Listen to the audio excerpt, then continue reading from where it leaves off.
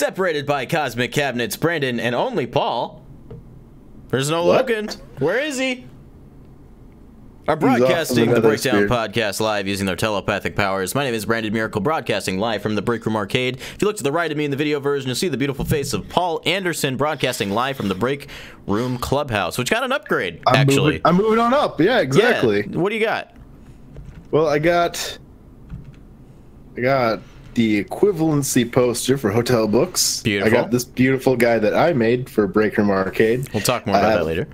Yep, I got my portfolio poster, a Kid Icarus, Avengers. You can see on my little speaker there, there's a Power Ranger. Oh, I didn't even notice Yeah, that. team tiny. He's very I just tiny. added that. Oh, okay. Luigi's Mansion, Skyward Sword, Snorlax, and soon to be, I think, Splatoon 2. And over here will be My Hero Academia. That is a good selection of posters, Paul. You've made good decisions. Those last two might get reversed. I think My Hero comes in sooner, so I'll probably hang that there first. And then when the other one comes in, I'll move it over. So makes sense. We'll see. This episode is recorded live on Friday, June 8th, 2018. This is episode 17 of the podcast? Or 18? 17. We're still moving right along. Yeah, it's been a long time. We're 4 months deep now, a little over. Oh, man. If you guys, if you pay attention to the internet at all, or if you're video game fans, you might know that there's this small little thing happening next week. I think they call it D3. What is that? Yeah, that sounds about right to me. Yeah, so this is that next week though? I didn't know. I think it may have happened already. I'm not sure. It could have, yeah. Well, no, E3 is next week. That's Christmas for all gamers. It's a very exciting time. Lots of stuff's already been announced and maybe not announced, but leaked. I was just about to say, like, it's like Thanksgiving, where it used to be just one day, and then slowly, or Black Friday, it used to be just one day. Then it was Thursday and Friday. Then it was Thursday, Friday, Saturday. Then it was like the whole, whole week now, isn't it? Sunday. It probably is the whole week. I mean, they start like sending out like pre-Black Friday stuff like a month in advance. Yeah. E3. Yeah, I worked in retail for a couple years, and Black Friday, man, it became a monumental event. But though recently, I think Black Friday's kind of been on the down curve. I think it's being downplayed a bit recently. That's true. So that's kind of cool. We got Nintendo No Plays in the chat, as well as Stance Punk. He's asking for hype for Fortnite on Switch. I'm really excited that that's coming. I've actually never played Fortnite, so this will be my opportunity. Makes two of us. Yeah, I think this will be the thing that gets me to try. Gyro controls, please. Please. I would be upset if they didn't add those. It feels like the Switch staple. If you're going to put a game on the Switch, give it the motion controls, you know? If you're going to put a shooter on Switch. Well, yeah. Yeah. It works so well, especially if you have this guy. Yeah, I was talking to Josiah about this, actually, and he was saying, that, like, Nintendo fans are the only, like, fans that pull for gyro controls and shooters. And so many people are down on him. And I remember, like, when Splatoon first came out, you weren't even too keen on the idea, but you 180'd pretty quickly, if I recall. Yeah, it took maybe a couple hours of Splatoon to be like, okay. Maybe this is how I should do it. There's an adjustment phase, but, like, especially with the Pro Controller, the Switch Pro Controller, I think my frame is starting to fall. But especially with the Switch Pro Controller. Is it going to fall live on camera? Is this going to be live reaction? It might. If there's a bang, like a loud banging sound in the background, and I scream a little, it fell. I mean, I will know because I'll have seen it. True. But this actually really made me a believer in it, because this just works so well. There it goes. I'll fix that later. Okay, good. But it just works so well with the Pro Controller that I absolutely want to see more games use it. Oh yeah, me too. Absolutely. So like I said, we're leading up to E3. Before we get into the news topics, I guess I should tell you guys this. We will be streaming every single press conference for E3 except for EA, which is tomorrow. I think the best part about that is we still have a thumbnail for that. Yeah, we do.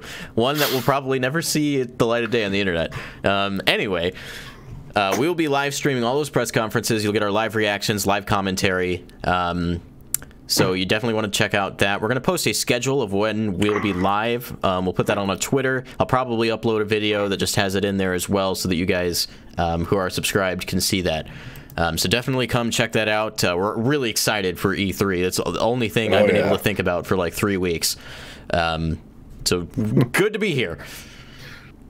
If you missed our E3 predictions for Nintendo, you can find that on the channel. It was with Roger's Base. If you like Roger, we love Roger here on the show.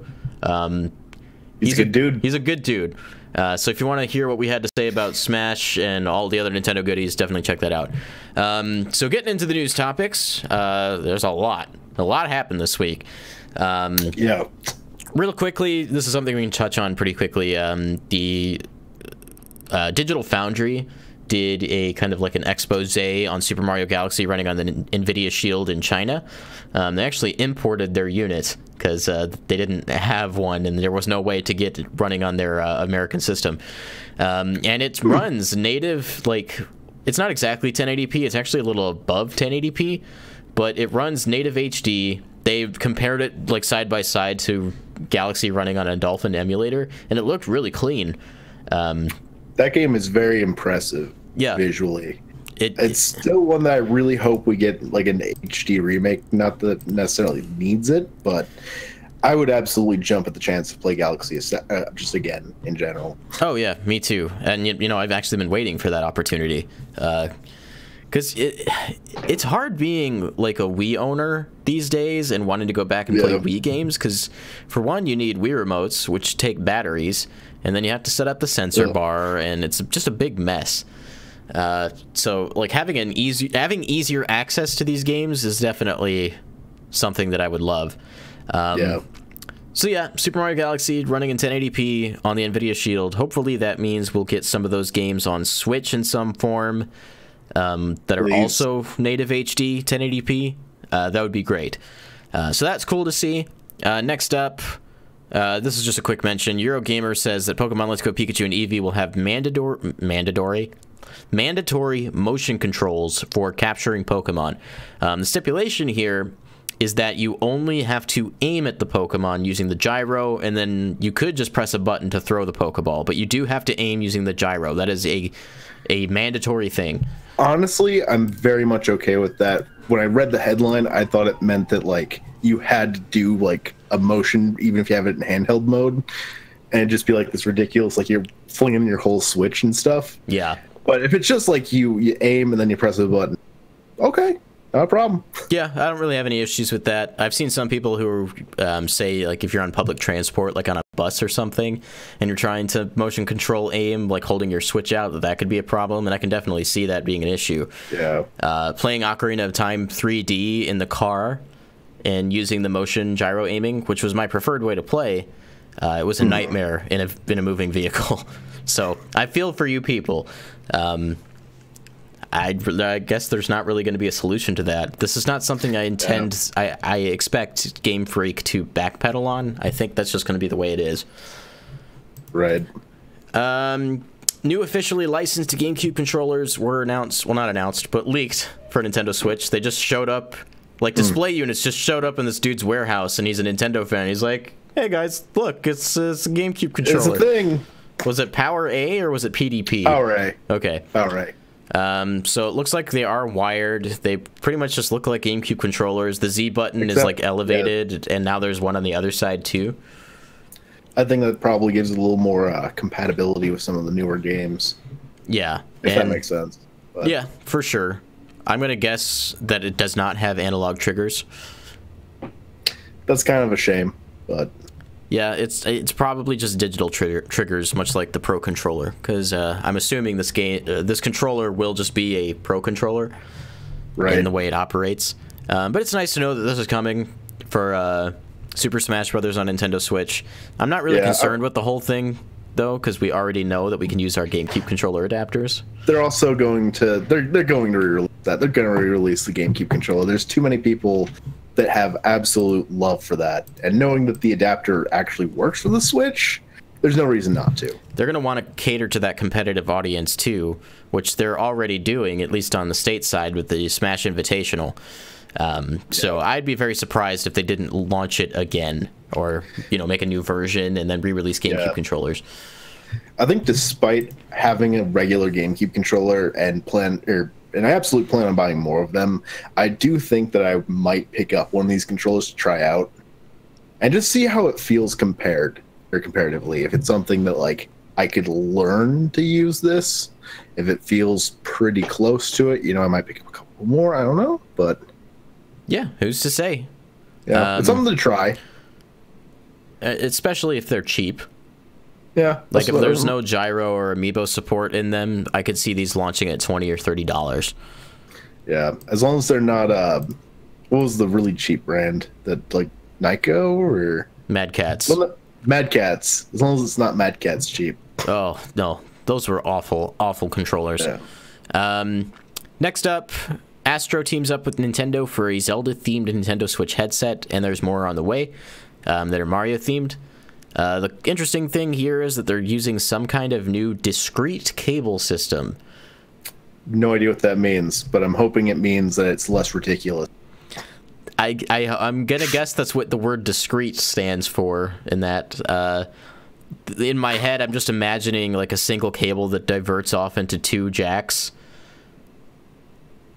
That's just what I see in my head. I don't really know what else they could do with this to make it compelling. Yeah. It'll never be compelling given the Switch Online situation with voice chat.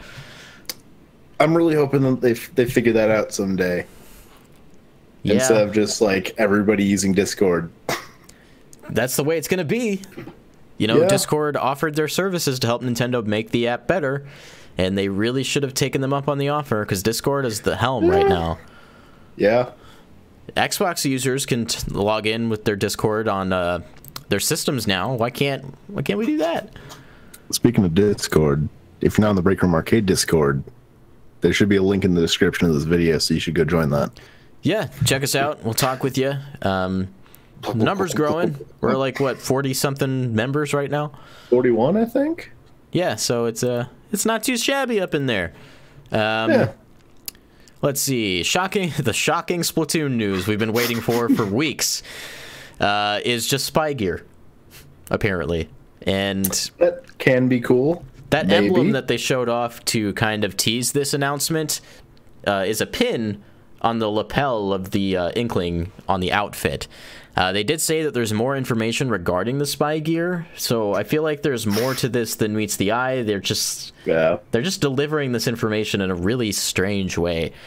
I mean, it's spy gear, so I imagine that it has some kind of cool functionality, or at least I'd hope it would. It should be June 9th, right about now in Japan, so hopefully we get the rest of the information, and I think there's even more information slated for July. The announcement of the announcement. Apparently. The shocking news is that the news isn't today. Yeah, exactly. Like, you duped us. Got him. We already talked about Fortnite on Nintendo Switch. We are excited about that. Also, Twitch has released their official 2018 E3 schedule, which lists the Nintendo Direct from 9 a.m., which is 11 a.m. Central Time, to 9:45, suggesting it'd be 45 minutes. So we were pretty happy about that after last year's only 25-minute long show, despite it being a fairly good E3 last year. Nico Nico, which is, for those of you who don't know, is a popular Japanese video streaming service. Has been around, I think, even longer than YouTube, or maybe the same. It's been there for a while. They have listed their E3 schedule, and it has the Direct listed at 30 minutes. So who knows? I'm going to guess that neither of these companies actually know how long the Direct is, and that they are just throwing out guesstimations. I'm willing to guess that maybe Twitch has, like, they plan on it being 45 minutes, that it actually could be 30 minutes, but they have, like, a little bit buffer leading in and a little bit after. And there's always, like, a little bit of wait time, like, for Treehouse anyway. Yeah. I honestly I don't know necessarily with Twitch's streaming, you know, if they actually do any, like, cut to Mike in the booth in between stuff, you know? Yeah. Have a little bit of commentary. So if they have like 15 minutes of commentary at the end of their presentation, it could still be 45 minutes technically. That's true. And I think last year should serve as a reminder that just because a presentation is short does not mean that it won't be good.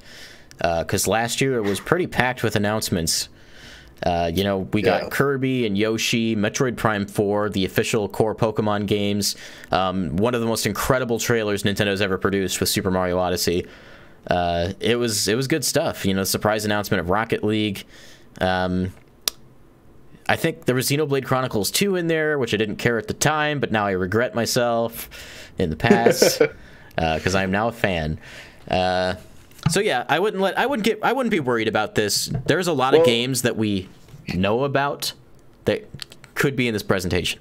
Yeah, half an hour like that. You have the potential to have a really bad presentation for a half hour if you show off like a couple of things and spend way too long on them. But if you have a very like tight 30 minutes where you're showing off thing after thing after thing after thing like Nintendo's other presentations, I imagine this is going to be a very solid presentation on that. Yeah. Let's see. Stancepunk in the chat says 2-hour Microsoft event, woot. And that's kind of the area where I was a little shaky on this whole thing because if I recall, Twitch said that it was going to be 45 minutes as well for Microsoft. Yeah, and that is a big disparity between 2 hours. So I'm kind of in the camp that Twitch doesn't really know yet. Nintendo always tells us like a day in advance. Like as soon as that YouTube event is set and online, the splash screen before the direct starts always says roughly how long it will be. So we'll find out soon. Like we're 4 days away from it. We'll know. In this particular instance, like I hope that Twitch is right on both counts. Like I feel 45 minutes is really good for Nintendo, and 2 hours is a little bit long for Microsoft. 45 minutes seems like a nice sweet spot for them as well. You know, much longer than that if it's not a very compelling presentation, you know, the whole way through. 2 hours can be a really long time. Yeah, and I think even an hour and a half might be pushing it. Then again, as a Nintendo fan, we've never had anything longer than an hour. Yeah. But, you know, like, they had that 50-fact extravaganza for Smash Brothers and another Smash Brothers Direct, which were both, like, 40-something minutes each, and for just one game. So that's not to say that you can't make a long presentation work. It's just, you know, there's got to be a reason it's long in the first place. Yeah. And I'm for Microsoft's sake, you know, I really do want them to have a solid presentation. Yeah. No matter if it's 45 minutes, if it's an hour and a half, if it's 2 hours. I really just want them to have something to say that's not just you get it on Xbox first. That's the hope. Yeah. I would like to see a little bit more than that. Yeah. But, you know, Logan reminded me they're doing well with their Game Pass service right now. But that, you know, that's legacy content. We want to see what's moving forward. We want the newness. Speaking of newness, Super Smash Bros. Is going to be a big highlight of Nintendo's E3 2018 press conference. And we have a little bit more information in regards to what we'll be seeing. First of all, I want to mention that Masahiro Sakurai will be in the Nintendo Direct, because of course he will.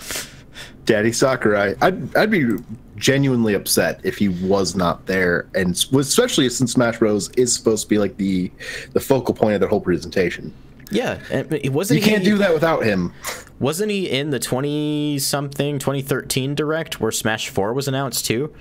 I think so. He was there just briefly, but he was still there to talk about it. Yeah, I think he just came on to say he was making that, and then he left.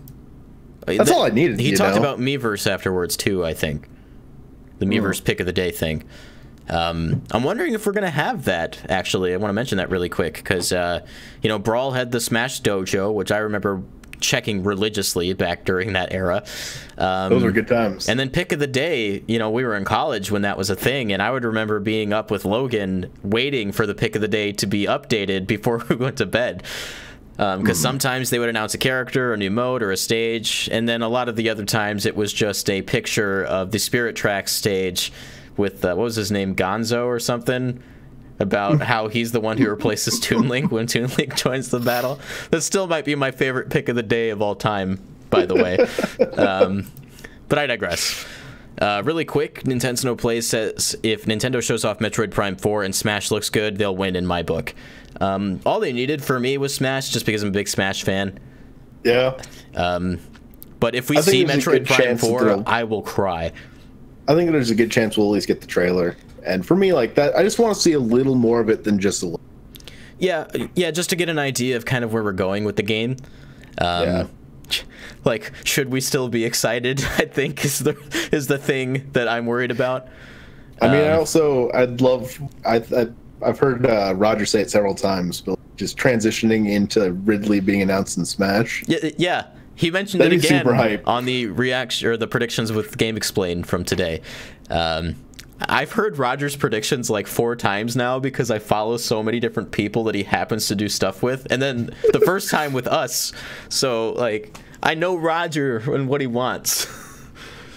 Nintendo Plays also says, by the way, I really miss Iwata. I want him introducing the new Smash. Yes, rest in peace, Iwata. We love you. Yeah. I'd love if they gave him like a dedicated character. Or that would be nice. Some kind of like tidbit snuck into Smash for him. Yeah, they've kind of been doing that. Like, you know, they did that with Breath of the Wild. I forget the name of the creature, but you find it on a Satoris or Satoru mountain or something. Oh. And it's the description was referencing Iwata and how he was kind of like the overseer. It was very sweet. So yeah, that would be nice. Given his involvement in the Super Smash Bros. Series as well, it'd just be kind of nice if we had that. Bill Trinan was getting a little talkie-talkie with Hollywood Reporter, I think it was. Papa Bill. He revealed a little bit more about the Super Smash Bros. Invitational, which I am very excited about. The Invitational that they did for Super Smash Bros. 4, I thought was really fun, really exciting. D1 yelling the Mega Man Final Smash Super Fighting Robot is still one of the best things to ever happen on a stage, ever. So what was his exact quote? The tournament is going to be designed to show quite a bit of the game in terms of modes, characters, and items, but obviously we won't show everything. We're keeping a few surprises for later in the year. So that alone is just a very exciting prospect for me because I want to know. I need to know so much, and this is going to be a really great opportunity to see this game in action. It's interesting that he says modes because the original Smash Invitational really didn't deviate. It was just time matches, and then the grand finals was stock. So it looks like there's actually going to be a mixture of things here, which is pretty exciting. I think that I didn't put this in our notes, but there was a tweet by Nintendo Versus showing like a list of like guests that are participating. And I heard someone, I think it was during NVC, they mentioned that there's like a For Glory for what were the 2 modes of online and Wii U? For Fun and For Glory. There was For Fun and For Glory. So I think they're going to have, like, the For Fun with the guest character, or the guest players. Like a For Fun bracket? Yeah, and that might give us a chance to see some different modes, like maybe coin battle, or if they come up with some other way to Smash, you know? Yeah, I remember, like, the Smash Invitational from last time, they just kind of grouped everybody together, which didn't work out super well, and they were time matches, for-alls with items on. I'm fine with items being on in a tournament by Nintendo because they're there to just show off the game. That's the whole purpose of it. Yeah. But maybe if they divide those 2 things in For Fun and For Glory, that'd be kind of cool. So like I could get that really behind that. The tickets they're giving away for people to play, there are For Fun tickets and For Glory tickets, which is a really good idea, by the way, for people who demo the game. So I wouldn't be surprised if we see that translated into the Invitational. That'd be kind of cool. I guess really quick, while we're talking about the Invitational, we'll give some quick expectations. I do expect we'll see a character reveal at the Invitational this time. I think they're expecting a far larger audience than they got with Smash 4. Because Smash 4 was kind of interesting for them. You know, they were doing all those really cool Nintendo Direct character reveals with the really amazing CG trailers. But that was at a time where Nintendo was showing off Smash in a new age of YouTube. Yeah. And I think Game Explained talked a little bit about this, and that got me thinking that they're probably going to approach the Invitational a little differently as far as reveals, because there's a large audience. People are going to be there, and they're going to be watching. And they know that now. So I wouldn't be surprised if we get maybe even 2 character reveals during the Invitational. Crap, I had a point too, and Did I talk your point away? I'm sorry. Maybe a little bit. Give me just a second. I'm going to try and remember it to the best of my ability. You're spending so much of your telepathic powers making the broadcast happen. Yeah, I know. Maybe it's just gone forever. Well, if you think of it, just cut me off. Okay. So Invitational is Tuesday night, right after the Splatoon 2 finals, which I also heard from Bill that there might be a couple reveals at the Splatoon 2 finals. 1 stage and maybe some DLC. Oh, jump in, Paul. So my expectation for the Invitational, Reggie's going to challenge someone much better at him than Smash. Again.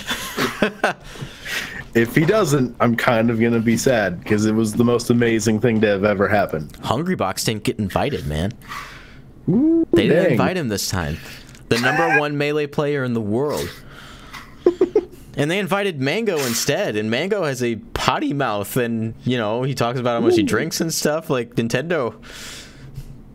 I don't know. They're just like, they don't care. I'm like, okay, sure. I like Mango. I'd like to see him there. But Hungrybox, though, that hurts. Yeah. I like Hungrybox. So, yeah, make sure to check out the Invitational. There might be some stuff there that you want to see. Join us for that. Such as the game. Yeah, join us here. We'll be live streaming our reactions to that, as well as the Splatoon 2 finals. That's the thing that you're gonna want to come to see. Not the Invitational. You're just gonna want to see us. Just the reactions, right? The Invitational, yeah. Exactly. Logan will be here for that, ideally. Let's talk some stuff from the others, as you put it in the Asana card here, Paul.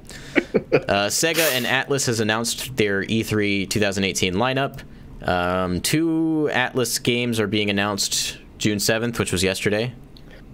Okay, then I know what that was. That was the Persona 3 and Persona 5 rhythm game. Be sure. Oh, they're coming to the West. That was it, right? I'm gonna guess that's what that was. Yeah. I'm pretty sure that was yesterday. There's Shining Resonance Refrain from Sega, I think. Team Sonic Racing. Yeah. Well, I guess all of this is technically Sega. Valkyria Chronicles 4 and Yakuza Kiwami 2, excuse me. So you can expect to see those games at E3 2018. The only one I'm really personally invested in is Team Sonic Racing. Yeah. Though I'm also interested in Valkyria Chronicles 4, because it's essentially... Well, I mean, Valkyria Chronicles came first, but it's codename Steam, but good. From what I've been told. So look forward to that. That's interesting. We got Ran S in the chat. Just saw the Kid Icarus poster in the back. I love Uprising. So do we. I adore Kid Icarus Uprising. I can hardly play it because I'm left-handed, and it just is not as friendly to left-handed people. But I still I struggled through that game because I was enjoying myself. Let's see. Rand says, I don't really like Mango. That's fair. He can be kind of abrasive. He says he's got some baggage. Well, I don't know a ton about his personal life, but... Okay, we're back on good terms. Thank you. I don't even know what that was in reference to, but I'm glad we resolved it regardless. Let's see. There was a Capcom? They have their lineup? Is that where we're at? Yeah. So we got Mega Man 11. We have Mega Man X Legacy Collection 1 and 2. We have Monster Hunter Generations Ultimate. Yep. And then Street Fighter 5 Arcade Edition. Man, did they mess that all up. Hey, look, Ace is in the chat. Hello. Ace. Oh, you enjoy Codename Steam. I'm sorry. I don't... play what you want, like what you want. That's fine, man.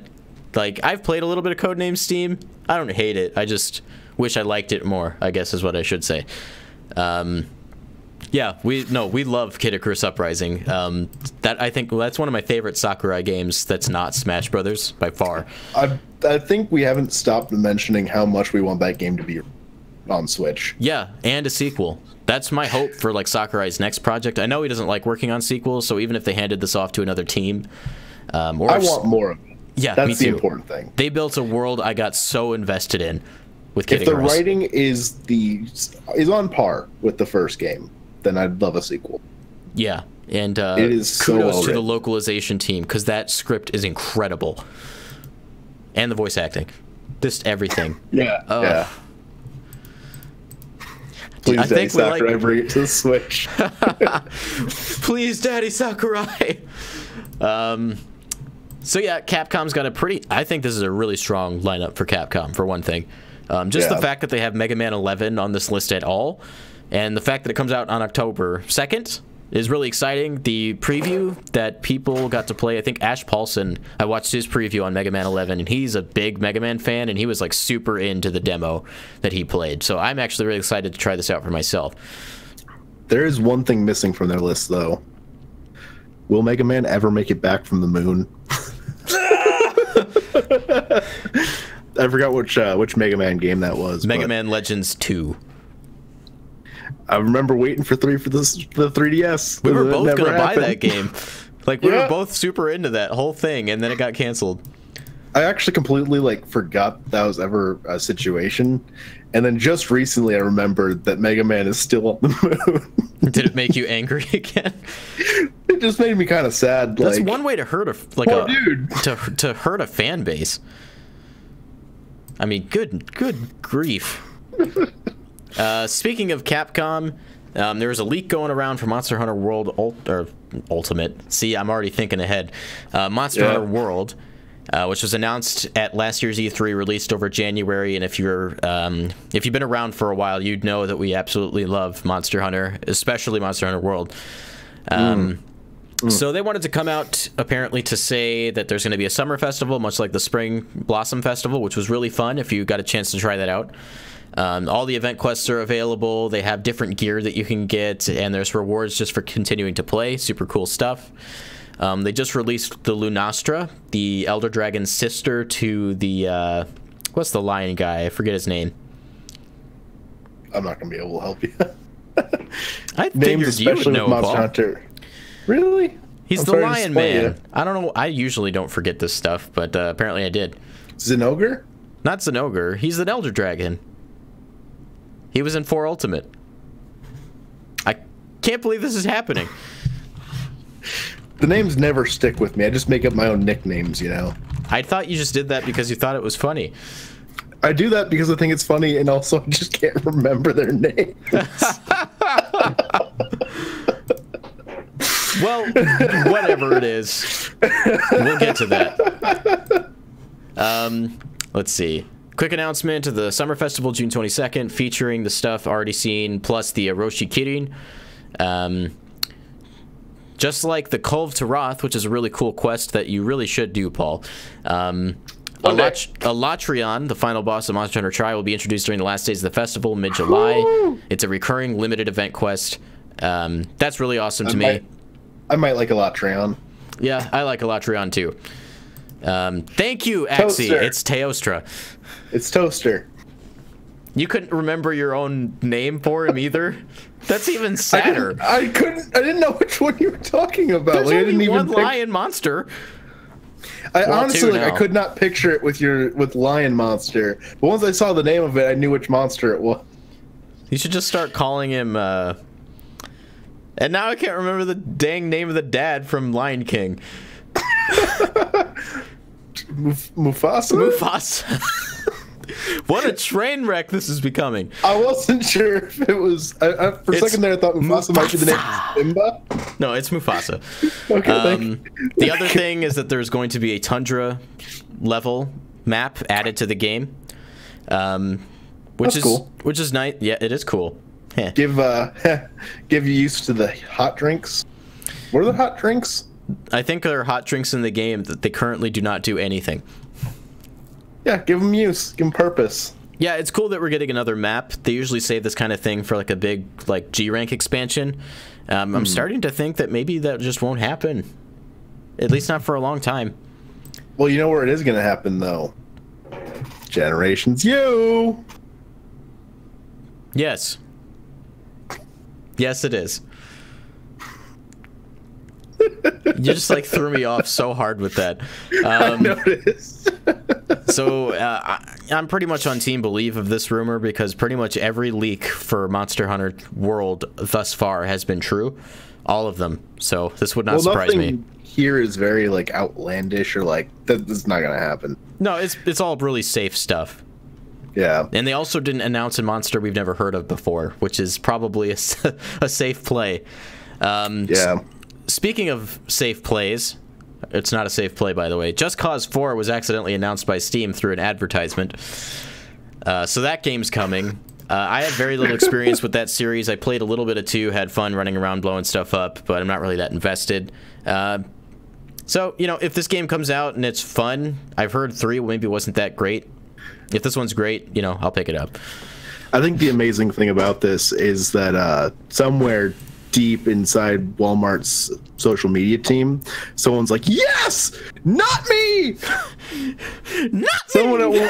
Someone at Walmart is just so pumped that Steam did it before they did. Let's see. I don't want to spend a lot of time on this because Logan really wanted to talk about this, but Valve is now allowing everything on Steam in regards to their content policy. So, like, games with nudity and other sexual themes are now being allowed on Steam. People are focusing a lot more on the shovelware aspect of this, but they're really talking about themes and what kinds of content they're willing to accept on the platform. Whether this is a good move or not, I don't really have that much of an opinion, to be honest, because I never felt personally affected by the problem. Well, I've had a couple games that, like, mature visual novels that I bought, and it wasn't like that they just cut out, like, the adult content, but they also, like, butchered the script. So even if it had, like, I could accept the censoring of it to a degree, but, like, the fact that they ruined the script so you just can't enjoy it at all, like, certain things just will not make sense and you need a patch anyway. I think from that aspect, like, I like this. But to another degree, too, like, there's a lot of mature games on Steam already that, like, they might not have, like, the nudity, or they might not have, like, something that people get offended by, but it's still, you know, kind of questionable. You don't want young kids playing it. I don't feel like it's their job to police everything. It's kind of like going to a movie theater. Like, you give different ratings. Yeah, and then in their particular case, you know, you have to be over 18 to buy this. Maybe. I don't know, but...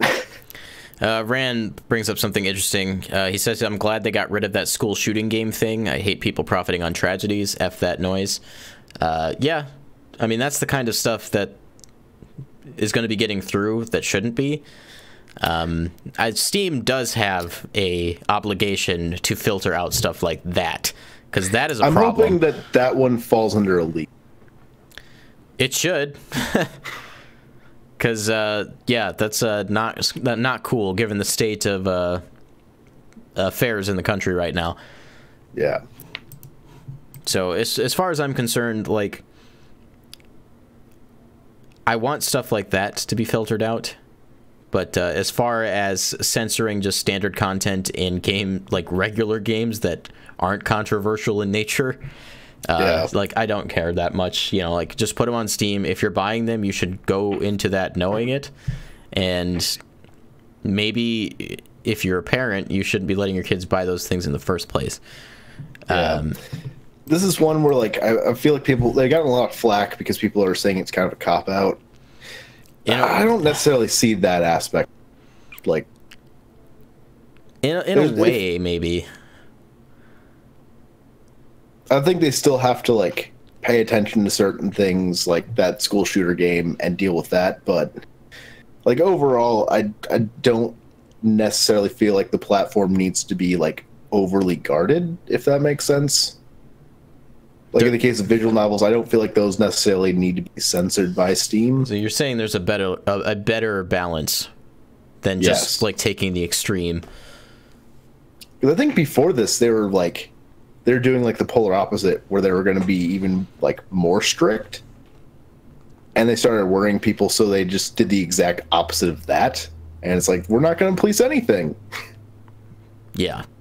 I'm hoping they find the happy medium, but... if there's a school shooting type content still getting onto Steam after this point, then we're gonna have a problem, because that is just not okay. But yeah, but I think we can agree, like, visual novel stuff, and in a way, it's kind of lighthearted in nature compared to something extreme like the school shooting game. That's fine, but don't take all of the reins off. That you still have a responsibility as a company to to cater your content, I guess is what I'm trying to say. Yeah. So, be careful, Steam. You're kind of on thin ice with this one, I think. Let's see. Dead or Alive 6 was announced today as a surprise. That was a surprise to me. Might be the first legitimate E3 surprise of the season. Yeah. It kind of came out of nowhere. I like the Dead or Alive games. Dead or Alive. I've played Dead or Alive 4, and I played Dead or Alive Dimensions on 3DS. Really dig the fighting mechanics in that game. I really think it's pretty unique amongst all of the 2D fighters that we have. Because it has that grapple guard attack, like rock paper scissors mechanic, I remember. I always thought that was really cool. Obviously there are some sexual themes in those games, but it looks like they're dialing back on that really heavily with this next one, at least in the trailer. Yeah, it might have just been the trailer, I don't know, but I always like the physics of those games. Yeah, I bet. Anyway, looks like they're trying to make the game a little bit more accessible to beginning players, which is nice. I would fall under that category. We need more of that, because, you know, Smash Brothers is accessible, and so is Dragon Ball FighterZ, but both of those games are very deep and have very, very big and alive competitive communities. The games that cater more to the not casual, but to beginning players seem to have more longevity, I've noticed, in the scene. So it doesn't hurt. So if you're offended by that, just wait for it to come out and see what happens. I mean, those types of games, too, like, I think it has broader appeal. And it's kind of a slippery slope from there. You start playing just casually, and the next thing you know, you're going to tournaments, and yeah, you love Smash Brothers, you know. And then you bought 5 new decks of Magic cards, right? Yeah, it's and you have like principle. 12 copies of Melee. Yeah, exactly. You're carrying the old CRT everywhere you go. So this got announced for PS4, Xbox One, and PC. No signs of Switch. Maybe it'll come to Switch. As pretty as it looks right now, maybe it won't. This is Koei Tecmo, Team Ninja, and Koei Tecmo obviously has done Hyrule Warriors as well as Fire Emblem Warriors with Nintendo. So I wouldn't be surprised if they try to strike some agreement on making this game happen. But if it's not a priority, it's not a priority. No big deal. Yeah. I'll probably end up picking up this game. I also want to pick up the new Soul Calibur because I'm a big fan of those games, as well as Logan. Too bad he's not here to say that. So I'm not like big into fighting games in terms of competitive aspect, but I really like fighting games. So Soul Calibur I'm excited about. Dead or Alive I'm excited about. And that pretty much brings us down to Sony's E3 reveals. They've been doing one E3 reveal a day leading up to their press conference on Monday night. So far, they've announced... It's probably a good call. Huh? Looking at the list of things they've announced this week, it's probably a good call they did this stuff leading into it. Oh, yeah.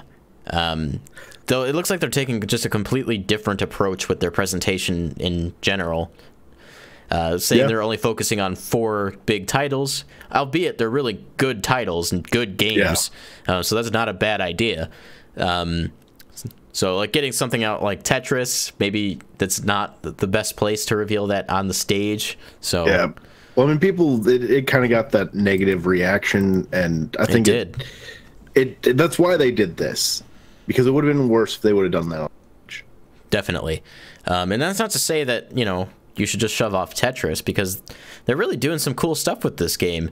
Like from a visual standpoint, it looks like an acid trip. It's VR compatible, which is super cool.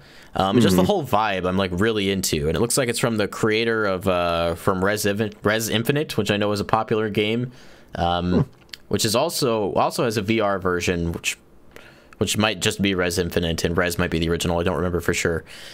So, you know, they've got experience in the VR department, so I anticipate this will be a pretty good game for VR owners. Where do you stand on puzzle games, Paul? I'm not really sure. Well, I've always really, really enjoyed Tetris. not much else in puzzle games has really stuck out to me. So this is one where like I don't have Tetris on my PlayStation 4, so why not? There you go. On top of that, they gave us a release date for Days Gone, being February 22nd, 2019. And I am of the opinion that Sony does not believe in this game. I wouldn't either. Not that it looks bad per se, but it feels incredibly uninspired. Yeah, it looks pretty samey. Or I guess to put it better, it's not that it's uninspired. It's that it's inspired by The Walking Dead. They don't say it explicitly, but it's like the team sat down, they watched only The Walking Dead as their like example of zombies, and then they made a game about zombies. It'll probably be a good game. Just it doesn't seem to have its own identity right now is the issue. But there's animals. Yeah. The thing is, like, if they're hiding what makes this game special or like unique, that's the problem. They need to let us know that. Otherwise, this game is going to get swept under the rug, which it feels like they're already doing. When they first revealed it, they had a pretty big presentation for it on in their press conference. So to see them do this is kind of not very encouraging, I guess. I mean, especially considering like this is kind of around the corner, not like immediately, but it's in the time frame that I would expect them to like. If you're going to show this off at E3, now is the time. Yeah, because next E3 you're not going to have the opportunity. Ranes in the chat also says, totally agree, just not feeling this game at all. Like I said, if they don't do anything to like show us why we should be excited about this game, it's just going to be a drop in the bucket. And for as big of a budget as it looks like it has, that would not be good for Sony. That's not to say that they're not riding on a high with like God of War right now. Yeah, they're in good shape as far as that goes. That might be a good game. Today, they introduced twin mirrors from the creators of Life is Strange. And I'm going to guess then that it's a kind of choose-your-own-adventure style thing where you... That's kind of what I was picking up. Okay, because it wasn't super clear to me. And... It's story-driven. Yeah. To announce this like right after Detroit Become Human came out, I think was an interesting choice. Well, this was one that, like... I'm okay with them announcing it right... or immediately following Detroit Become Human. I wish they would have done this in a little bigger way, rather than just like the leading into announcement, because like you said, you kind of walked away and it's like, I don't know what this is. It was very unclear what the game was all about. Now, Sony does these live streams every day where they reveal these things and they talk about them before and after the trailers.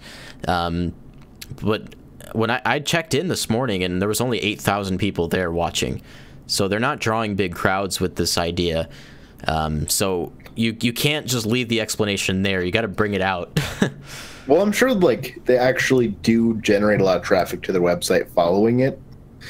What time of the day were they even doing the live streams? Like, they do it at 10 a.m. every day. I guess at that point, most people are awake, but it depends on where you're at. I mean, they're not really pushing it very hard every day. I mean, they're doing the tweets every day, but I don't really see it anywhere else. I mean, honestly, today was the first day that I realized they were even live streaming it. I just thought they had a blog post every day, and that was it.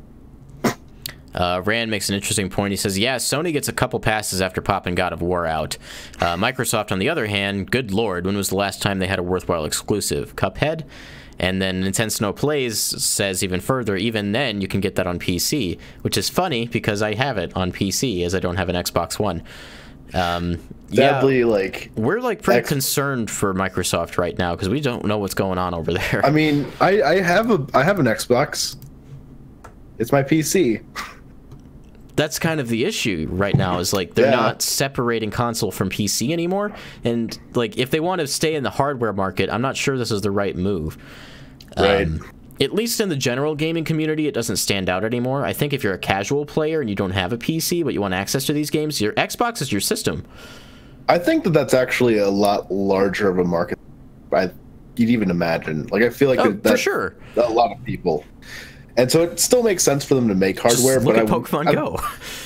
Yeah, I'd still love it if they did more with the hardware and gave it more reason. Like, as a more hardcore fan or gamer with, you know, a PC, a PlayStation 4, a Switch, you know, I'd still like that one moment every now and again. It's like, dang it, I wish I had an Xbox One, you know? Yeah. And I haven't had that at all.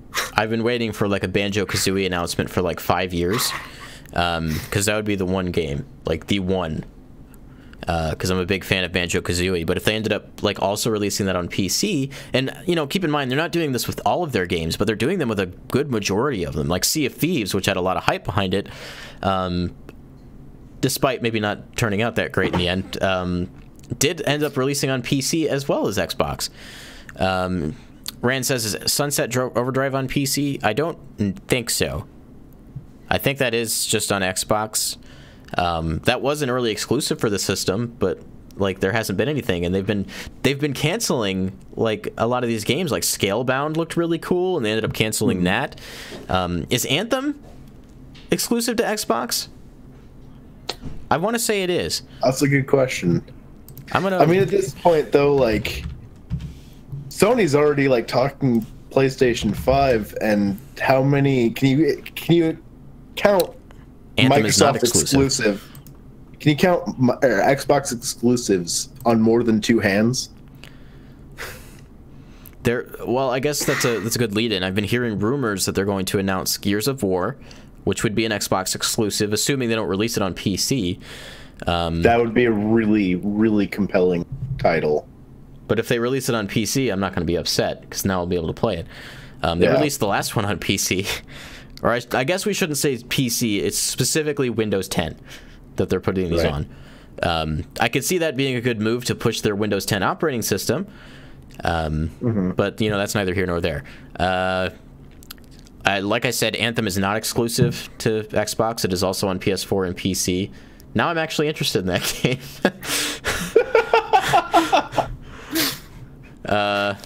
So there's that. Man, I wasn't expecting us to go on that roll for that long. I liked it, though. Oh, there's also talk that Halo may make an appearance at, you know, Xbox, but I have a feeling like Halo doesn't hold as much weight as it used to. I feel like it could, or maybe I wish it did still. It could under the right framing. If 343, I'm assuming they're the ones still working on it, if they could kind of harken back to what Halo was and try to evolve that and focus on that a little bit more, maybe the next Halo game could be something people can look forward to. And that's not to say that there aren't fans of Halo 5. Or we could remake Halo 2. I mean, we could, but they already did.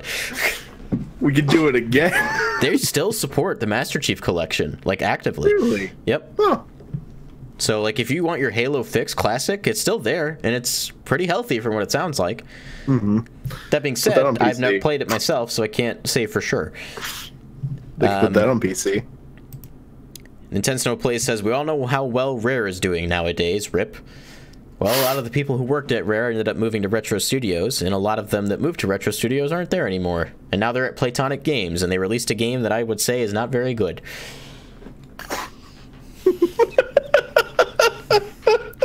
I wanted to like Yooka-Laylee. I really did. But man, that game hurt me. I thought you enjoyed it for the most part.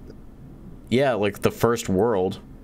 There's like 5 worlds in the game, and like the last 2 or 3 feel like they weren't finished. I guess that's fair. Did they ever make any updates to it? They did, but not like to the world design, just to, you know, to controls and the frame rate and that kind of thing. Gotcha. Which is fine. It's just when your inherent design is not great, that's a problem. Yeah. Yeah, I don't remember where Retro Studios employees went. If they did go to Forum Armature, yeah, but they a lot of them are gone. That's the main thing. Any other things about E3 we should probably bring up before we move on? I really hope that Nintendo shows off Super Smash Bros. For the Nintendo Switch. I really hope they announce the game. I think that's a stretch, man. I think you're crazy. That's not happening. I honestly really doubt it, but you know, I'm really hoping deep down they'll find it and they'll you know, maybe base their whole presentation around it. Yeah, that'd be so cool. So I'll reiterate, for those of you in the chat, we will be live streaming all of the presentations, giving you our live reactions to what is announced. And we're going to give you a full schedule of that. We're going to post that on our Twitter. So follow us on Twitter to find out at Break Room Arcade. You can follow me at Babababs and Follow Paul at Gunnysaurus. I'm changing my Twitter handle. So definitely look out for that. We'll be streaming pretty much all of Tuesday for Nintendo. So like that'll be a big day for us. It's gonna be a great day. It's gonna be a great day. Unfortunately, we will not have Logan for the majority of it. He will be there for Nintendo. That's the important thing. He'll be there for Nintendo and hopefully for Sony. AT&T is the reason, so you can blame them.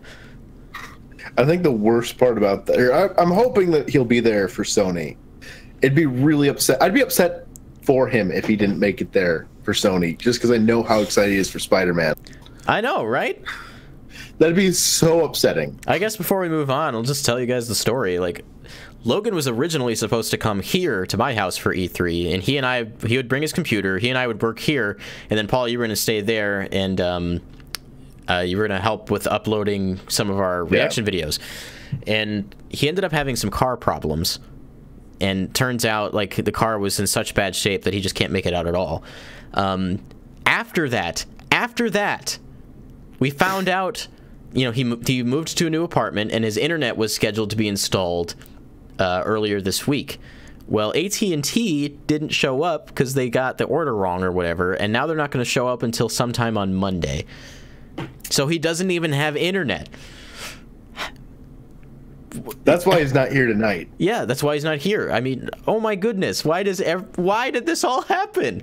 How? I think like you missed one other point. Like after Nintendo on a Tuesday, I think probably Wednesday or Thursday, you guys were going to come up here and we were going to do some more stuff together. Yeah. And then you lost like your last day of your vacation. Yep. So it's just like it's been one thing after another. Everything's been falling apart. That being said, our coverage is still happening, and you should definitely spend that time with us. We'll be here for you. We're very excited for E3. Like I said, it's all I can think about. It was terrible, Rand. Like everything. It was just all bad. How did this all happen? It's like the E3 gods or like the YouTube algorithm gods just knew exactly what they had to do. Well, they looked down at Logan and they said, "Nah, son."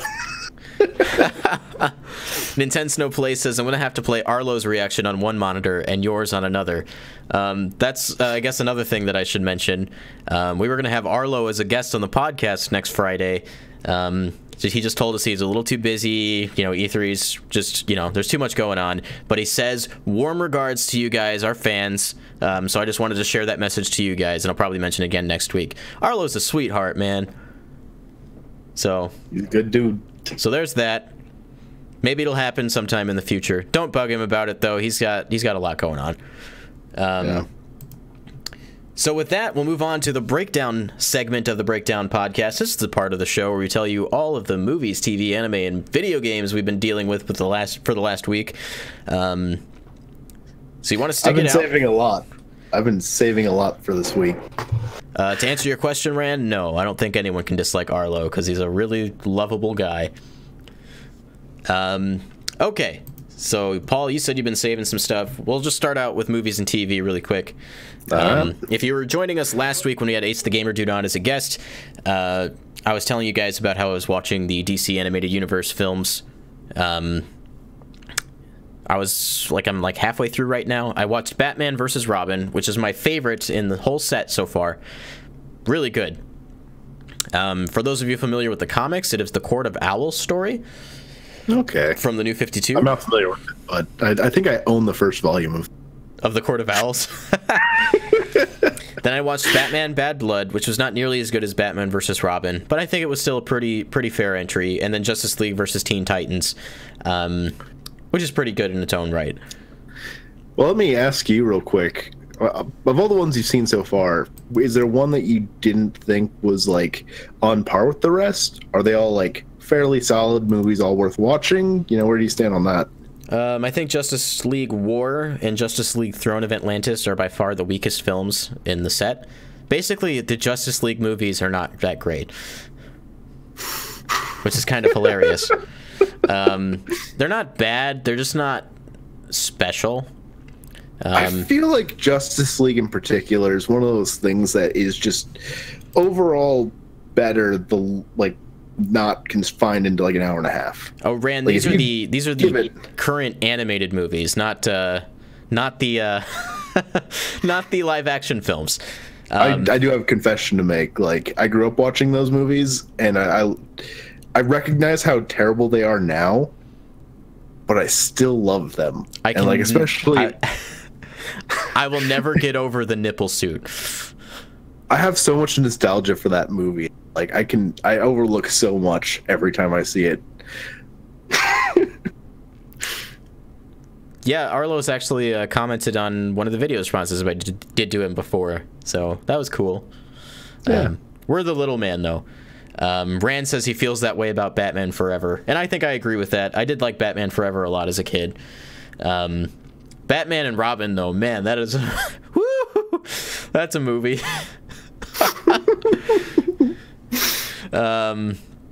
So yeah, like I said, I'm really enjoying these. They're a really nice blend between DC's animated style that we've come to know from like the animated series and like Teen Titans and that kind of stuff, and anime. There's a neat blend, I think, in the animation styles there. A lot of the choreography, like especially in Batman vs. Robin, I thought was super cool. Pretty good stuff. I'm glad to know that there's still like a really the best is yet to come for their animated universe. Batman vs. Robin is one of the I'd like to say it's one of the handful that I haven't seen, but I know it's more than a handful. But having talked to you about their movie universe, I realized that I did see a lot more of these so far. Yeah. They don't really advertise that this is an animated universe that well. I just kind of found out on accident. It was all connected. Yeah. If they advertised more that was connected, I think I would have been on this way sooner. Yeah, it's good stuff. I think there's only 11 movies right now. The most recent one is Suicide Squad, Heck to Pay. We don't cuss on this channel. At least not intentionally. There you go. And then next, I want to say, it's in August, they're doing The Death of Superman. That'll be interesting. And then next year is the sequel, direct sequel to that film, The Reign of the Supermen. So we're in for some pretty cool stuff as far as the DC animated movie universe is concerned. I have a couple movies left to watch. I have Teen Titans, The Judas Contract, Justice League Dark, and the Suicide Squad movie. I've seen Justice League Dark and I've seen Judas Contract. I don't remember Judas Contract that well, to be honest with you. I remembered enjoying it, so maybe it's just a matter of I haven't seen it in a while. And then Justice League Dark is really fun. Then I didn't know a lot about Constantine and that particular cast of characters, so that was a fun introduction to them. Yeah. I still need to see that one, but apparently Constantine had a Arrowverse TV series that got canceled. Yeah. Immediately. I've heard a lot about it from Kine. I still haven't watched it, and he's had a couple crossovers in the Arrowverse shows. So he still exists in the Arrowverse. He's just not showing up in his own show. He just doesn't get his own. He doesn't get enough love for his own show. All right. Well, that's all Well, I guess I could talk about this. Last night, I went with my wife to see Shrek the Musical. Oh yeah, I didn't want to hear about this. So that's at our Starlight Theater, which is an outdoor theater. It's kind of like a stadium with a hole in the ceiling, I guess, so you can see the stars at night. What are you lost about, Rand? You lost him at Shrek the Musical. Maybe that's what I lost him at. Anyway, it was a local production, so this wasn't like a big Broadway thing or anything. That makes it so much better. It was good, though. I was legitimately surprised how much I was enjoying myself. I love Shrek, the first movie. For all the meminess that Shrek, has surrounding him, that first movie is a good movie. Oh, yeah. Oh, not the DC Universe stuff. Okay, well, I moved on anyway. Yeah, the local, all the costumes were handmade by the local theater, which was pretty cool. They were really well designed. Donkey in particular, I really loved. It was like a onesie. I guess they made like horseshoes that when he clapped together actually made clippity clop sounds. It was really cool. Man. Man. I really want to see this now. Yeah, it was kind of great, to be honest. Being outdoor was super cool too. It follows the plot of the movie beat for beat, by the way. So the scene where Shrek and Donkey are storming the castle keep and run into the dragon. Donkey onesie. There's a musical number where the dragon comes out. And, you know, she does her spiel to Donkey. She starts singing about how she's going to keep him there forever. And then Donkey has this moment where, like, he backsasses her. He just gets in her face. He's like, I'm not staying here. And then he walked away. And then she was so turned on by that the song became a romantic song about how much she was falling in love with him. I'm never gonna let you go. There was no Smash Mouth in the musical, but so that's your one critique. That's my one critique. But they had this really cool design for the dragon. So they had the girl who played the dragon character who would say the lines. They had her wear like a horn thing on her head, and then she had like these wings. They were like ribbons, but they were wings that was under her arms that would blow in the wind. And they also had like this 6-person puppet of a giant dragon from the movie that would follow behind her, and they would move her mouth to the woman singing. It was really cool and well crafted. But the reason I brought this up is because when she finishes her song, you know, she stands up over Donkey. She's got her hands on her hips, and the wind starts blowing her wings just at the perfect time, as soon as like the musical number stopped, and just the wind is just like carrying her wings as she's standing over him, and people are clapping for her. It was incredible. Like, that sounds like yeah, it. the god of the wind. I'm kind of jealous. The god of the wind said, "This is your moment." And she was a fantastic singer, so it's just like the whole thing really came together super well. They had 3 different people play Fiona. There's this musical number towards the beginning where she's singing about how she's been trapped in this tower, and a part of the chorus is her saying how many days she's been there, and it starts with like 6, and then she ages up to the second person playing her, and then it's like, you know, 900 and some odd days, and then she ages up again, and it's over 8,000 days, and at the end of the song, all 3 of them come out of the castle and harmonize for the final verse. That's kind of amazing. Yeah, it was really cool. I was already jealous, and all you had to tell me is that you were at Shrek the Musical. And the more you tell me about it, like, the worse it gets. Like, I really wish I could have seen that. I think there's like the Broadway version is on Netflix to watch, but it does not beat like being there and seeing it in person. Right. Yeah, like if you're into musicals, I would check this one out. Like, just the idea of Shrek the Musical at first was kind of like a turnoff to me. But, you know, I thought about how much I liked the movie, and I was like, there's no way this can't be adapted poorly. And my gosh, it was really fun. I can't believe you, man. Like, seriously, all you should have needed to hear was Shrek the Musical. And, like, regardless of how you feel about Shrek, like, that alone has to pique your interest. Like, I should be clear. Like, I was excited to see it. Like, I was past that well before I got to the point where I had the opportunity to see it. So as soon as I knew I could go see it, I was like, yeah, I'm going to go see Shrek the Musical. And my wife had a really good time. For those of you who don't know, she's like really into theater. She's been doing theater for a long time. And she does it, yeah, pretty much. And she does it professionally too. So that was kind of cool for us. You saw Avenue Q. I've never seen Avenue Q, but I love puppets and I love Muppets and I love all that stuff. So I definitely want to see that at some point. So yeah, that was my brief tangent on Shrek the Musical. Go see it if you ever get a chance. It's fun stuff. I mean, you already got me sold, so we'll do. What do you got, Paul? Okay, so to start off, my sister was over again, and we watched more of When Calls the Heart. And it got to a point, though, these are where, our like, stories. She wasn't there to watch it, but I was still watching it. And I don't know what's going on with my life. Paul, how did this happen to you, man? let me tell you, okay? So Jack was finally gonna propose to Elizabeth. Oh my god. Right? Yeah. He's going into the schoolhouse. He's got the ring. And what does he find when he gets there? What? Charles. Charles? Is down on one knee proposing to Elizabeth. And so what does Jack do? He just storms off. He doesn't put up a fight. Freaking Charles, man. Charles. Don't get me started on Charles. Charles, no. I should never feel this way about anything. But, like, I'm so into this for no reason. And I can't stop myself. Like, I'm sitting there, and I'm just like, I'm so engrossed into this dynamic. Woo.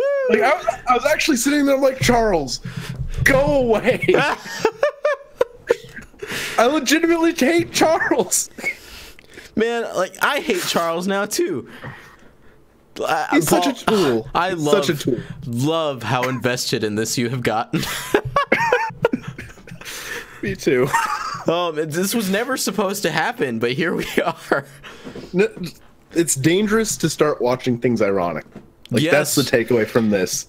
Is you sit down and you're just like, I'm gonna make fun of this the whole time, and then if it's a movie, that's okay. You can walk away and you'll be safe. But if it's a TV show, you're gonna get into it. Yep.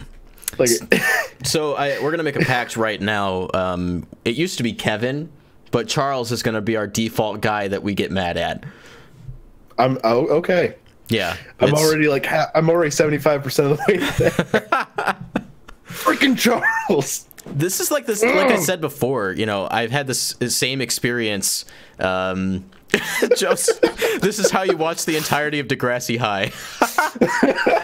So I did the same thing. Like, if you have Crunchyroll, you also have access to Japanese drama TV. And I started watching an episode of just a show, like, I've mentioned this before, you know, an old lady who ends up going back to high school. I did this ironically, and like after the first episode, I was like, oh my god. I had to watch it. It was anime, but just live action. It was literally anime. If we ever like work out of the same place, like me, you, and Logan have to do a series where we're just watching like a drama, and hopefully something that actually does have like a defined end, not like Days of Our Lives, which has been going on for 50 years. Right. But something with like a definitive end, and just like document the transition from it being a ironic viewing to just being wholly invested. We all have like access to Crunchyroll. We should pick a Japanese drama and try that out. I'm into this idea. Nintendo No Play says Charles is the Game Grumps equivalent to Ross. I know enough about Ross to feel you on that. So what else have you watched, Paul? So on the other side of things, I've been watching Game of Thrones again, and I think we talked about it kind of in the first episode a bit.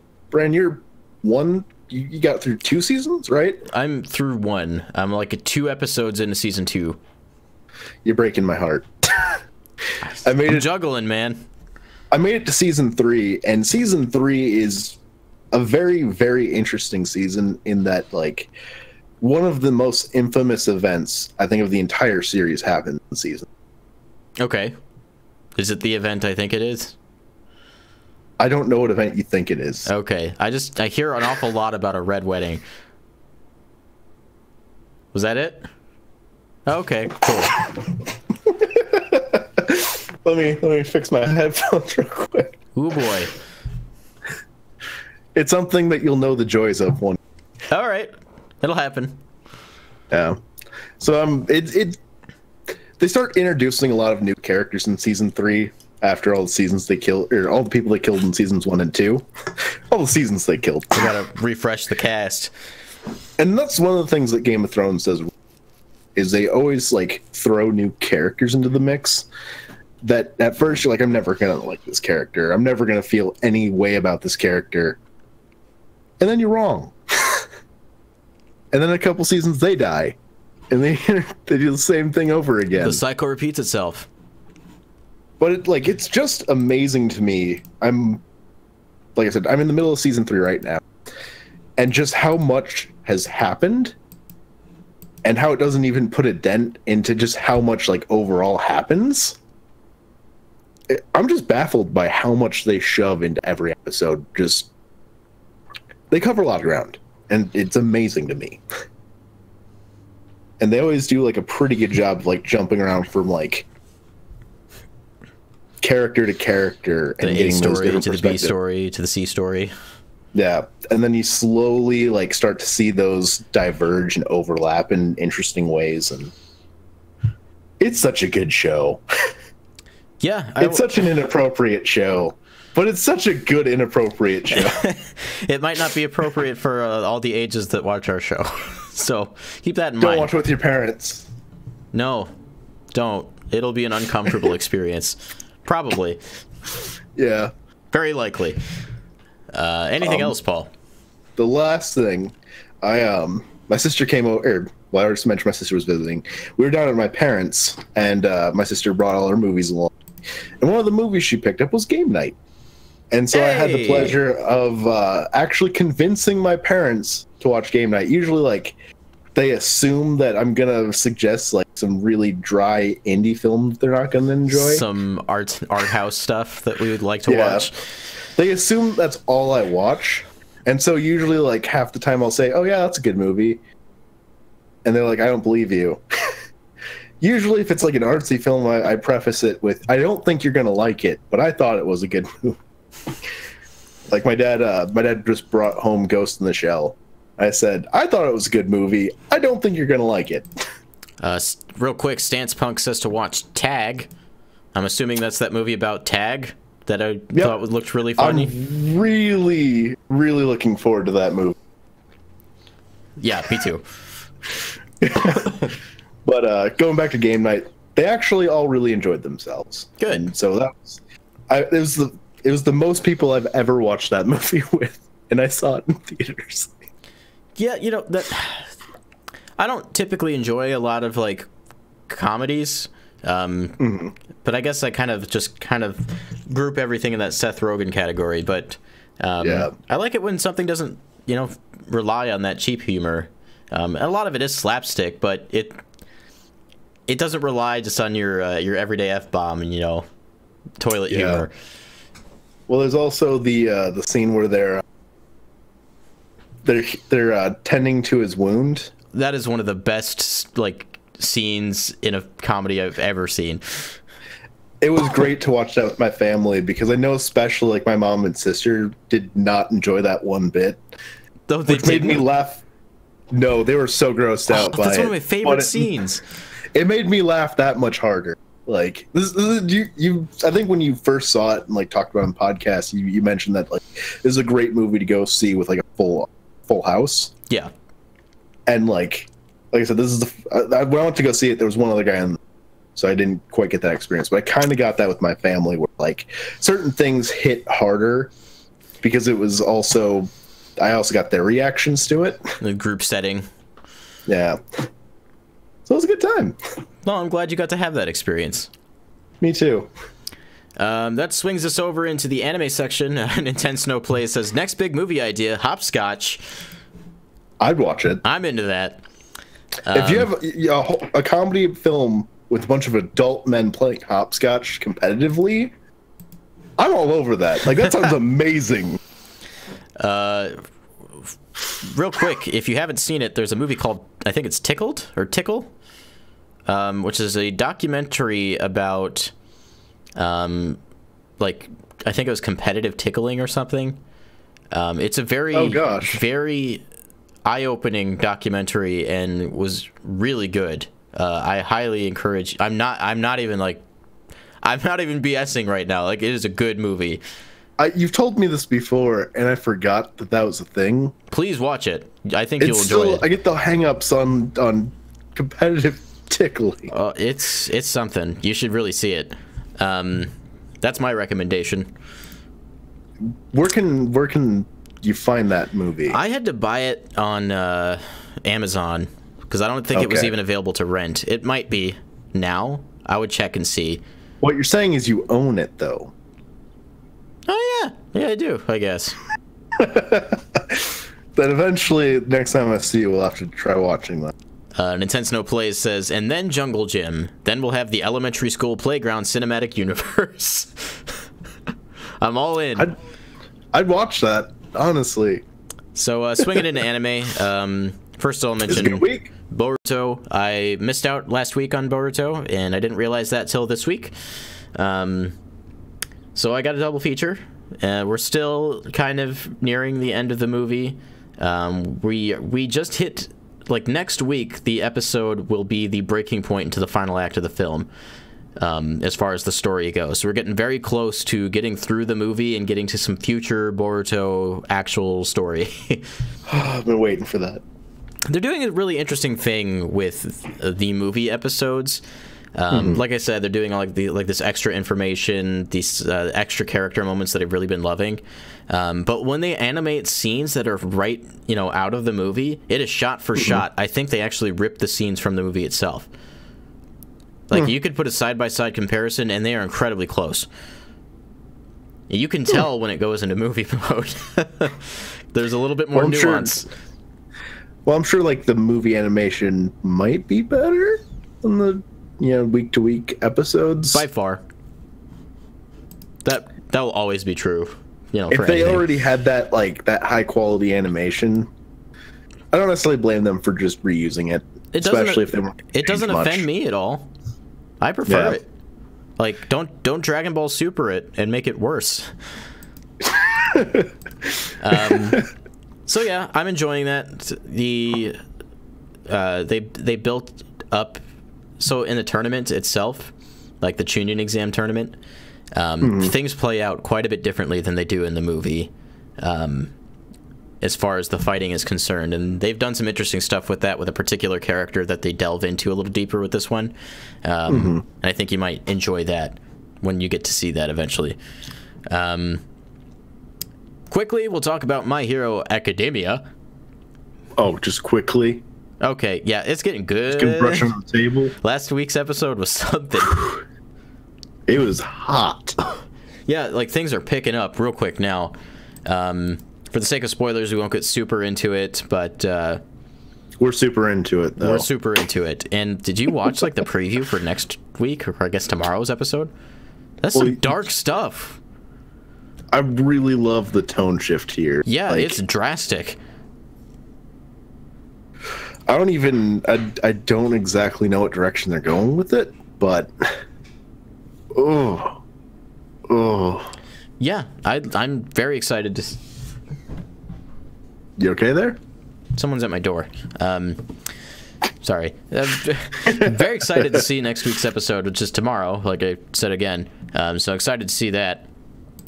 And then I think the highlight of the anime for the week is probably Shokugeki no Soma.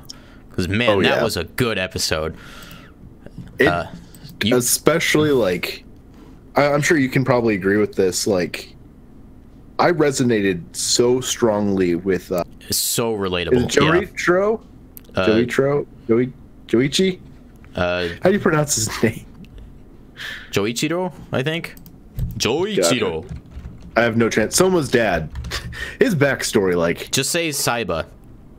Saiba's backstory is it hit so close or so hard. Like, I know, especially like between high school and college, well, going into his backstory just a bit, like, he was a chef, he was a genius, and just the stress and the pressure of always trying to, like, produce a new flavor, push limits and just make something all new. It just slowly chipped away at him, and he just found himself miserable. And so ultimately, they had this great, like, illustration for that. They would occasionally cut to him walking through a desert, and he would start breathing a little heavier each time. You could tell that it was putting stress on him, and they would cut to those scenes more frequently as we got through the episode. I really loved that. It just, like, it especially, like, struck me back to high school and college, because I know by the end of both of those, there was just so much stress and pressure at all times to do the absolute best that I could. And so it just slowly took more out of me. to a point that, like, a lot of times I could not function. Like, it'd get done, and there was nothing else I could do. I'd have to, like, just sit and veg out for a very long time. And it took a very, very long time to learn to just kind of relax, quit taking things too seriously, have that fun, find that fun. Yeah, I relate to this too. I think the point that happened to me was a little different than it was for you, because that was me at the beginning of high school, not the end. I just kind of, well, I didn't throw the towel in, but I basically said that I'm making too much of this, and there are better ways for me to spend my time.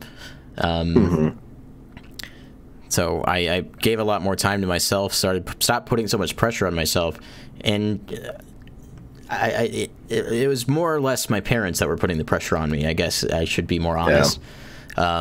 And in the case of Joichiro, it was his friends and his peers that were putting that pressure on him, which ultimately resulted in putting that pressure on himself. So I definitely relate to that. One thing you said, you said he was a genius, but what he refuted that. He said he wasn't a genius. He had to work up to that, and had to build to that point, and had to keep trying new things and trying harder.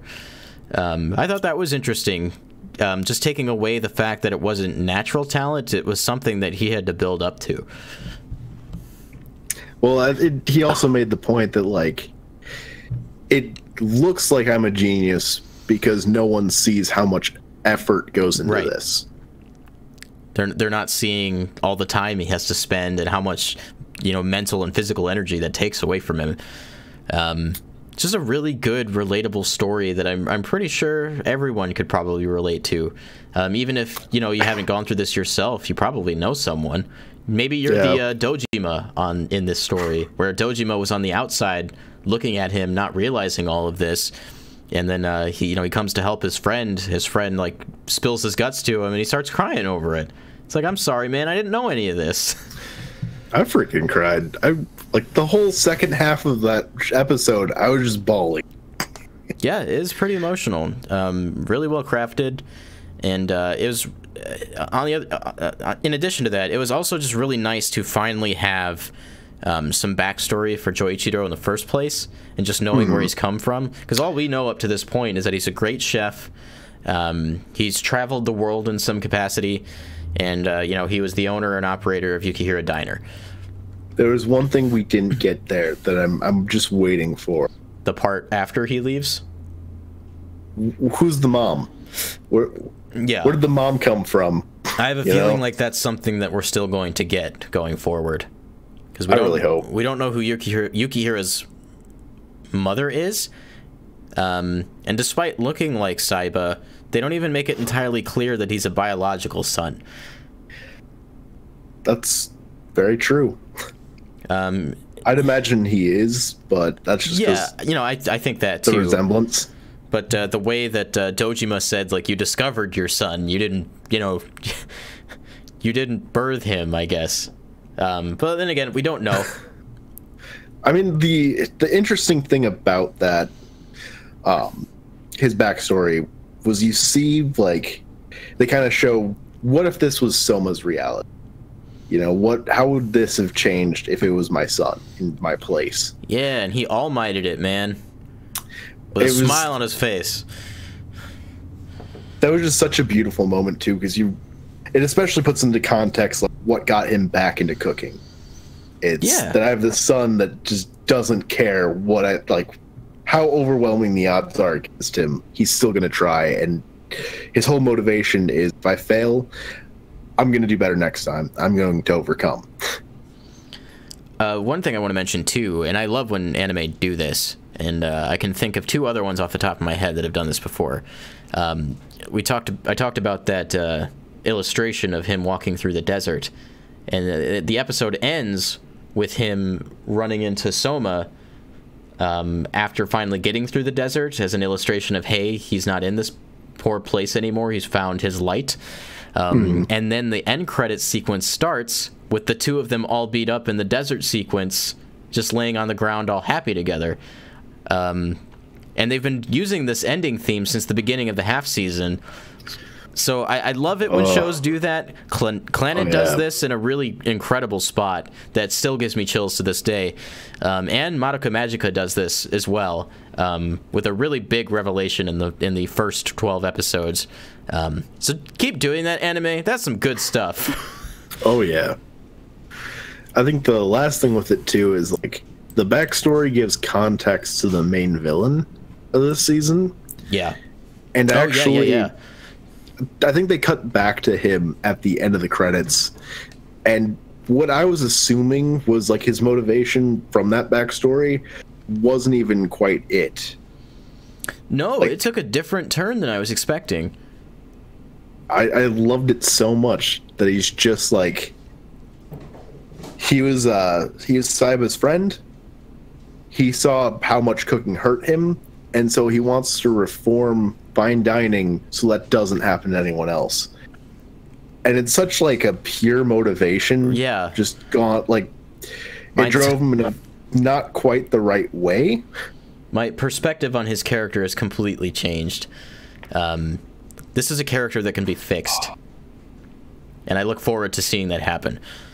It was such a good moment. Yeah. That episode was just so good. I think we're in for a real treat for the rest of this season, assuming assuming the story arc even ends with this season. I hope it does. Yeah. I want to see this through before we have to wait another year for more episodes. So that's Shokugeki no Soma. It's getting really good. We're in some good stuff. We plan on having a discussion about Season 3 with Roger next month when the season's over. Really look forward to having that. Make sure you check it out if you're a fan of the series. And if you're not, watch it and show up for that. That'd be fun. Just don't watch it with your parents. No. Dude, don't. So that was all I had for anime this week. What do you got, Paul?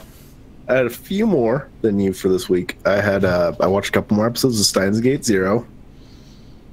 That show, still good. It's really good. It's still going off in its own kind of direction, and it's doing things that like I'm not quite. It's exactly like season 1 because I don't know what's going on, where they're going with it, but I'm enjoying the ride. Really quick, Stance Punk says Attack on Titan is coming back soon.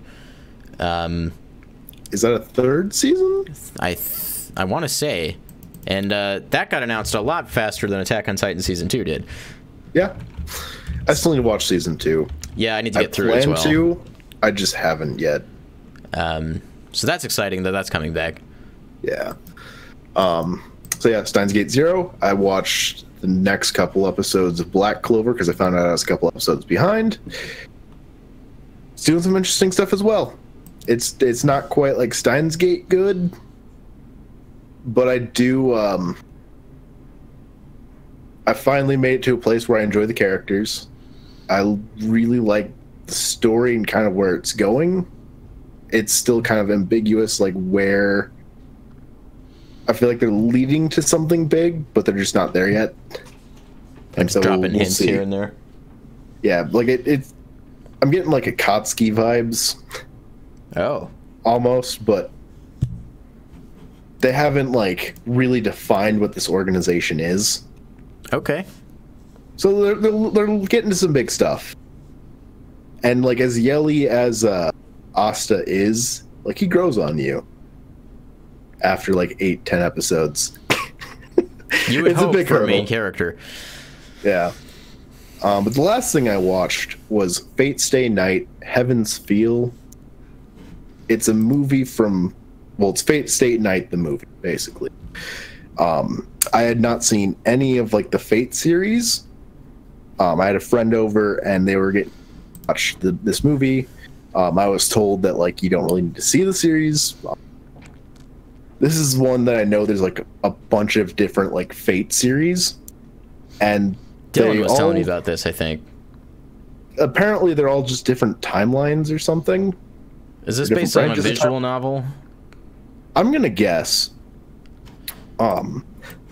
So I went into this not knowing anything, the entire series, and I managed to enjoy myself. It is a visual novel. Oh, cool. It was a movie, so you know some of the fight scenes were incredibly on, just phenomenal animation. Very good. It's got a lot of like interesting characters. The world building's pretty good.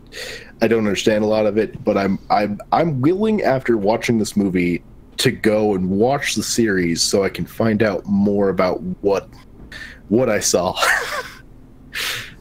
Someone still at your door? I just keep hearing sounds. Go Gotcha. on. That was kind of it. Okay. Well, with that, we can move on into games. Paul, I'll let you take the lead on this since you have a little bit less than me. Is that the least? Yes. So, during your Mario Tennis Aces stream last week, I broke down and I bought West of Loathing. That's that stick figure game, right?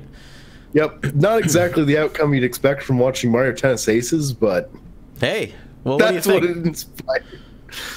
So I didn't make it too far, but I love this game so much. Within, like, the first, like, 5-10 minutes, I got a skill for my character that's just walking funny. It's hilarious because I thought it would just be like one walking animation, but it keeps cycling through different funny walks. So occasionally just get on her hands and like handstand places. You know, at one point my character was doing the worm across That's field. pretty great.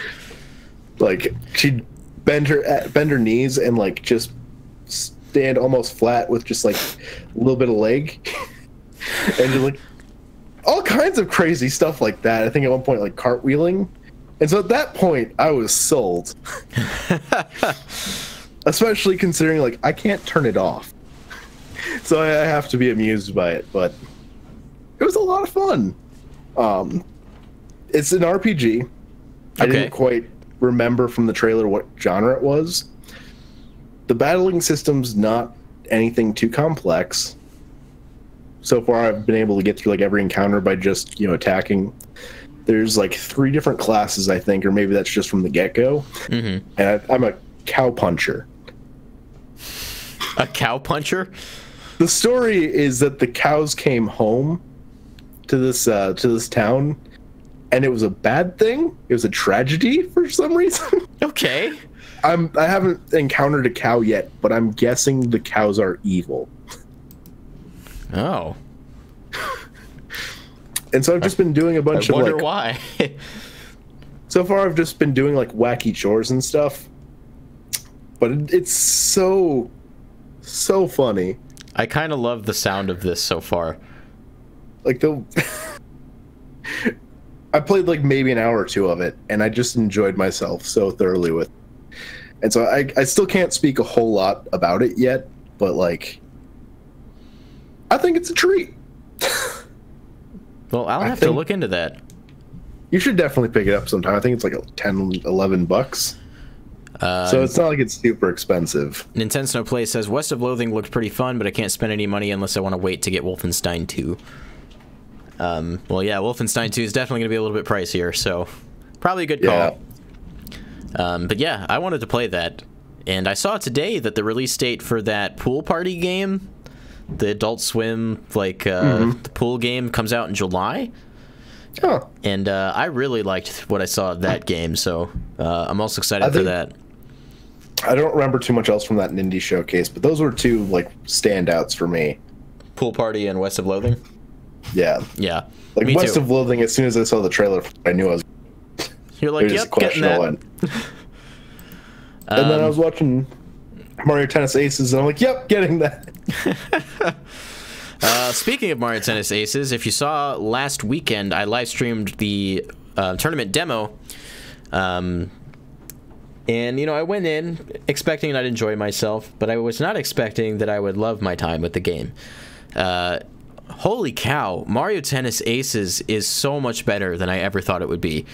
All the little gameplay quirks that they added, the trick shots, the zone speed and zone shots, it's all like logical gameplay design, and the moves are so well implemented. Like trick shots feel really good to pull off, which they should. And if you time them well, you even get a meter bonus, which is awesome. If you hold down R, it slows down time, and you can run with everything moving in slow motion, and that helps when you are attacking a zone shot. When someone shoots a zone shot at you, it has the potential to break your racket if you time your return wrong. So the zone speed is there to help counteract that, but it uses meter for every second that you have it up. So they designed all these moves around this new meter that they added, and it adds such a level of depth to the tennis gameplay that it feels a lot more like a fighting game than it does even tennis. Well, let me ask you, this is like my biggest, most pressing question. Like, how long did it take you to kind of acclimate to these new mechanics? Like, were they hard to pick up? Did it... Maybe 20-ish minutes or so, but this is coming from someone who's played all of the Mario Tennis games and has a lot of experience knowing just, you know, I've got the game in my head. I know how to play out plays and know how to think ahead. So I already had that going for me. If you haven't had experience with Mario Tennis, you first have to break that barrier before I think you can kind of get into some of the other stuff. Right. But that being said, Mario Tennis was never anything super difficult to figure out to begin with. Right. I know we've played a little bit of it, but it's been a very long time for me. I think you could get up to speed with it, because like all the basic techniques and stuff are really easy to figure out. It's just a matter of, you know, learning the instinct of how you should be using moves. What method did you use to play? Were you Pro Controller? I was Pro Controller. The game quick, the game does have motion controls, but I don't believe they were available in the demo. Gotcha. I was just going to ask, how did the controls... It makes sense? Did they feel, you know, good, natural? It's essentially the same control setup from Mario Tennis, Mario Power Tennis, where you have slices with the B button, top spin with A, and it used to be A and B to do a flat shot, but they've actually mapped that to its own button now, which is X, I think. So it all translates pretty well. You know, you hit the analog stick in the direction where you want the ball to go, but they made a couple changes that I kind of like. Before, to do a lob shot, you would have to hit A and then B, and then for a drop shot, it was B and then A. Now you just hold X, or you press X, and you just hold down to do a drop shot and up to do a lob. And I really like that, because it makes the inputs a lot easier. The only thing I don't like is the natural inclination in Mario Tennis is to hit your button twice, because it initiates a charge shot. On the X button, when you hit the X button twice, it initiates a trick shot, which, as you know, leaps you away from the ball a pretty big distance if you're not paying attention. Well, I saw you struggling a bit with that. Yeah, the thing is, you can do trick shots with the right stick, which is a lot more preferable, because you just tap the right stick in the direction you want to, you know, move the trick shot in, and it just does it. A lot more intuitive, a lot more responsive. Pressing X twice is an extra step, doesn't work as well, and you can't really charge your drops and lobs the way, at least the way I'm used to. I think you still can, it's just a matter of holding the button down instead, but I would appreciate it if they added an ability to toggle that off. You can toggle off the right stick, but you can't toggle off the double X input, and I think that's kind of silly. Like, they give you the option to toggle off what I see as the better way of, you know, inputting the control. Right. So, you know, this is a beta, and they were doing this, you know, obviously to stress test servers and that kind of thing. Hopefully they take some of that kind of stuff to heart and make some of those changes. It's really just as simple as adding a toggle. I can't imagine it would be that difficult. Hopefully they fix Chain Chomp too. Yeah, it looks like I wasn't the only one who had an issue with Chain Chomp. It was a bit more of a bigger problem. Yeah, Chain Chomp just has the ability to play the whole court from wherever he is on it, and that's a problem. Like, when I was playing against him, it felt like I was playing against a wall that I couldn't break. He's too tall that you can't lob over him. You can't trick him with a drop shot because he has the ability to lunge from like 20 feet away. It's unbelievable. So when you went up against a player who actually knows how to play Mario Tennis and is pretty decent at it, they're a wall that you can't break. So I hope there's some tweaking going on in there. We brought up the possibility that I was just bad.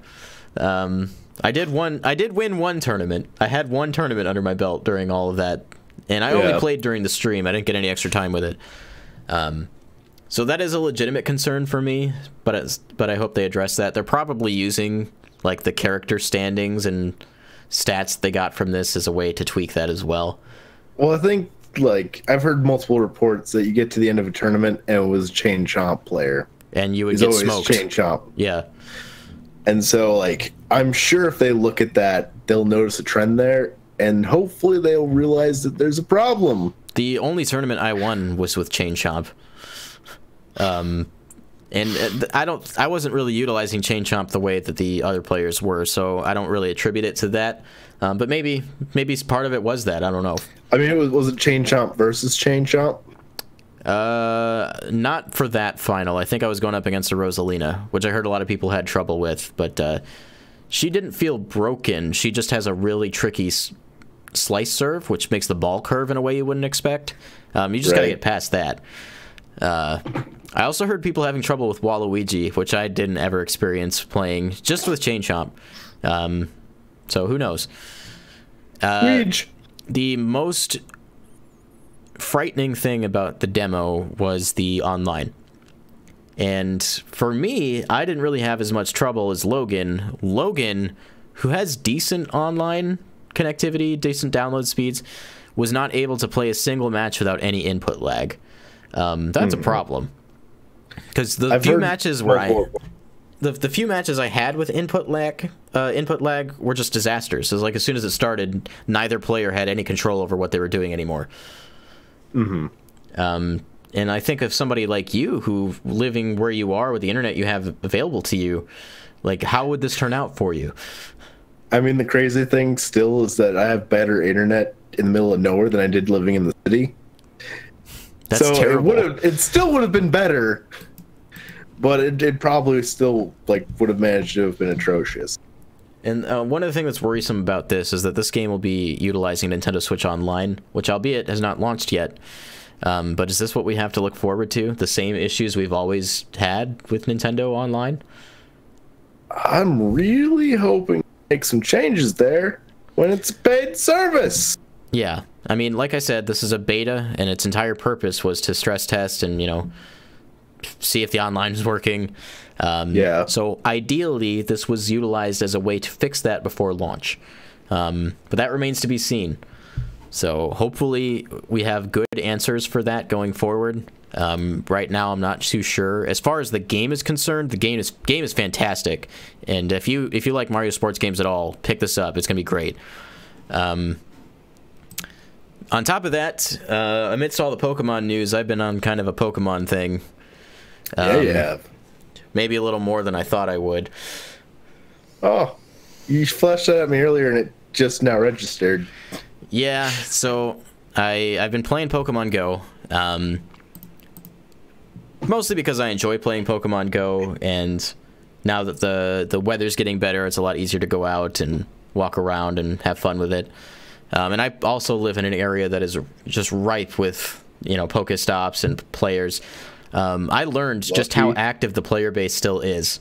It's a little less active than it was when it launched, but there is a ton of people out there still playing the game. Well, there's still they're adding in tons of new stuff. Like if they hadn't announced Pokemon Let's Go Pikachu, Let's Go Eevee, I probably still would have tried picking it back up again, just with all the new features they added. For sure. But yeah, that connectivity, and I'm sure that got a lot of more people out there again. Yeah. I mean, part of it, that's what inspired me, and, that's why I wanted to get out and get a Pokemon Go Plus. And I want to take a minute to mention that, too, because you were kind of warning me against it because you didn't have such great luck with it. So far, my experience has not been that.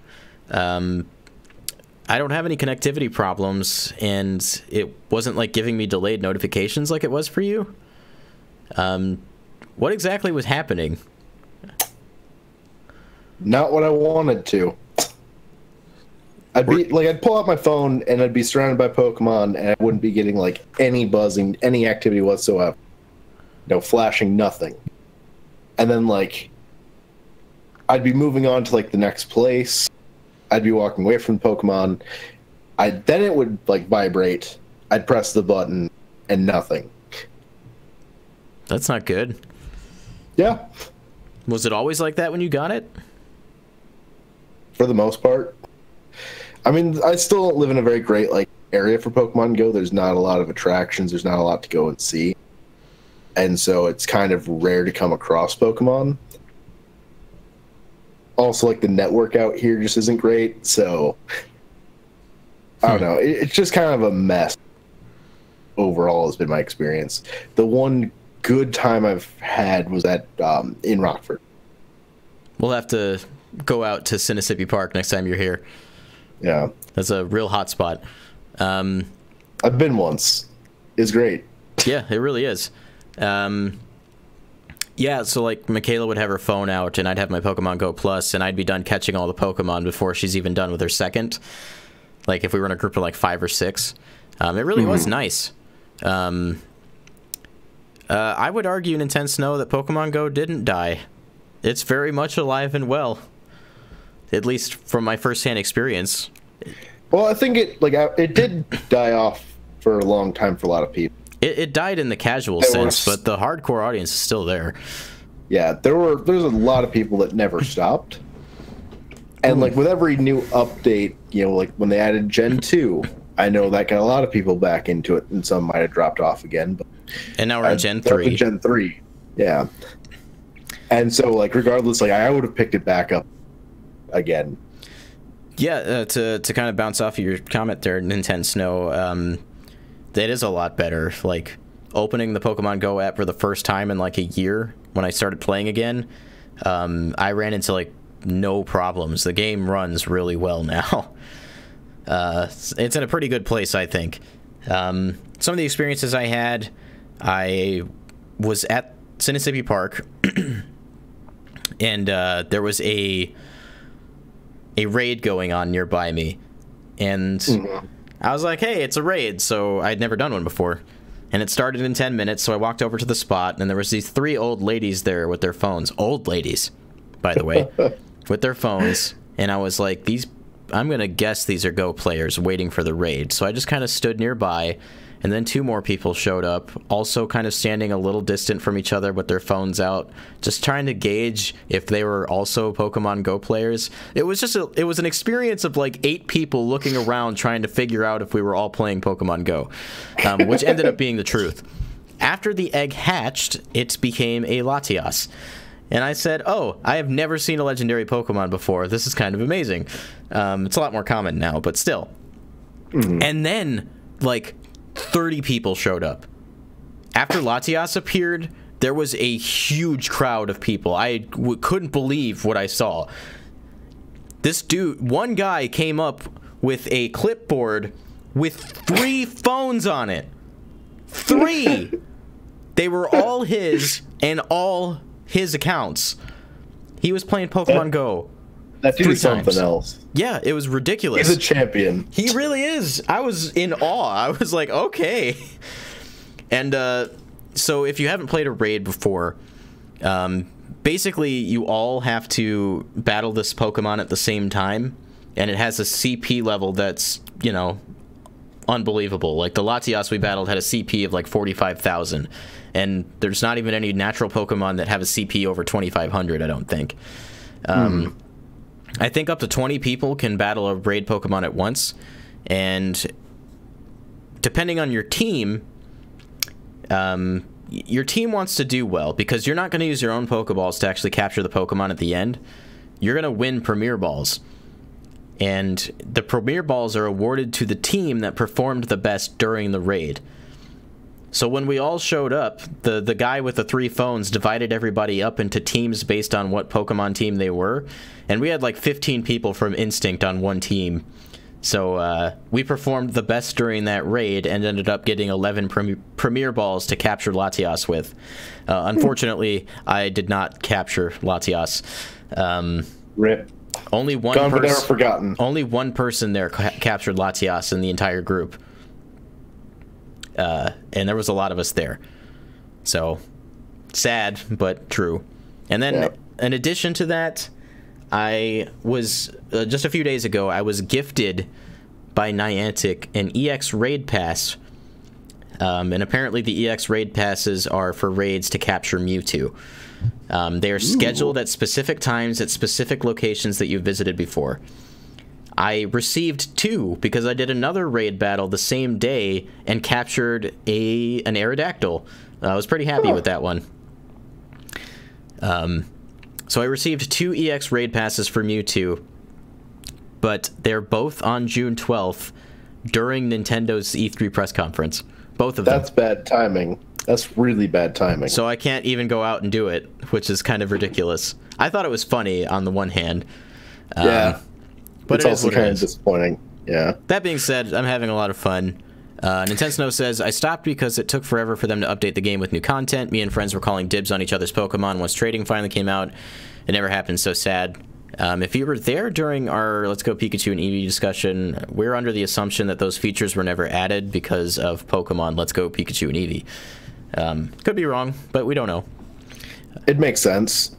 I think the interesting thing about Pokemon Go, too, is there's so many different aspects to it. Like, Nintendo mentions the social aspect of it. There's also like a fitness aspect to it because you actually have to go out and move around. Yeah. Like if you get an egg and you want to hatch it, 2, 5, 10 kilometers. So I actually since there's not much in terms of like play in my area, there's like my neighbor is a Pokestop for some reason. He's in the middle of nowhere. He's the Pokestop? Well, he's not a Pokestop. He sells like a bunch of like yard art. It's actually a really cool stand. He has like a giant like transformer he made. That's like the size of his house. I think I've seen that. That guy's a Pokestop. Well, that's cool.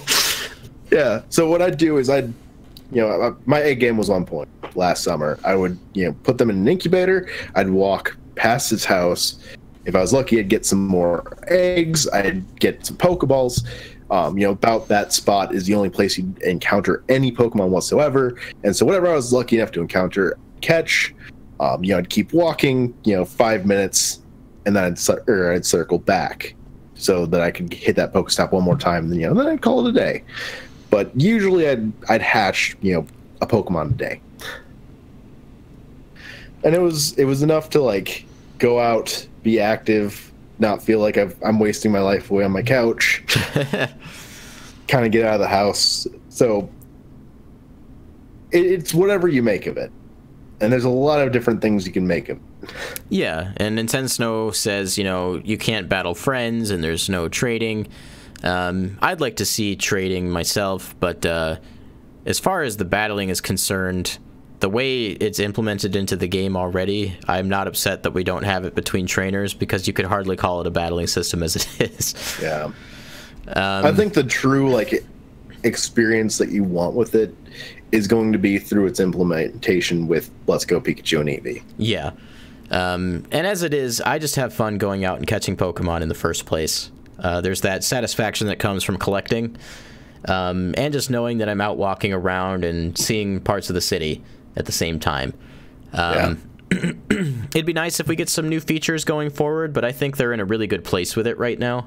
A place that I'm satisfied, at least. I wish we could get, suggest a Pokestop back. It's coming back. Okay, good. I want to suggest my workplace so bad. Yeah. I'll find, 3 or 4 things at the office to just, make into Pokestops. And I'll take my break, I'll walk around, hit all of them, and go back in. See, I don't have any Pokestops at my work. So, I'll sit there with my phone open, or I'll have my Pokemon Go Plus, and I'll just sit there and catch Pokemon all day. When I first started, I had 150 some odd Pokeballs, and I went through them during my entire 9-hour shift. So that was fun, but was no way to replenish without paying. On top of that, I've also been playing Pokemon Sun. On my way to finishing that game finally. Bless. I am on my way to the 4th island. I only have 1 grand trial left, so I don't think I have a ton of the game left.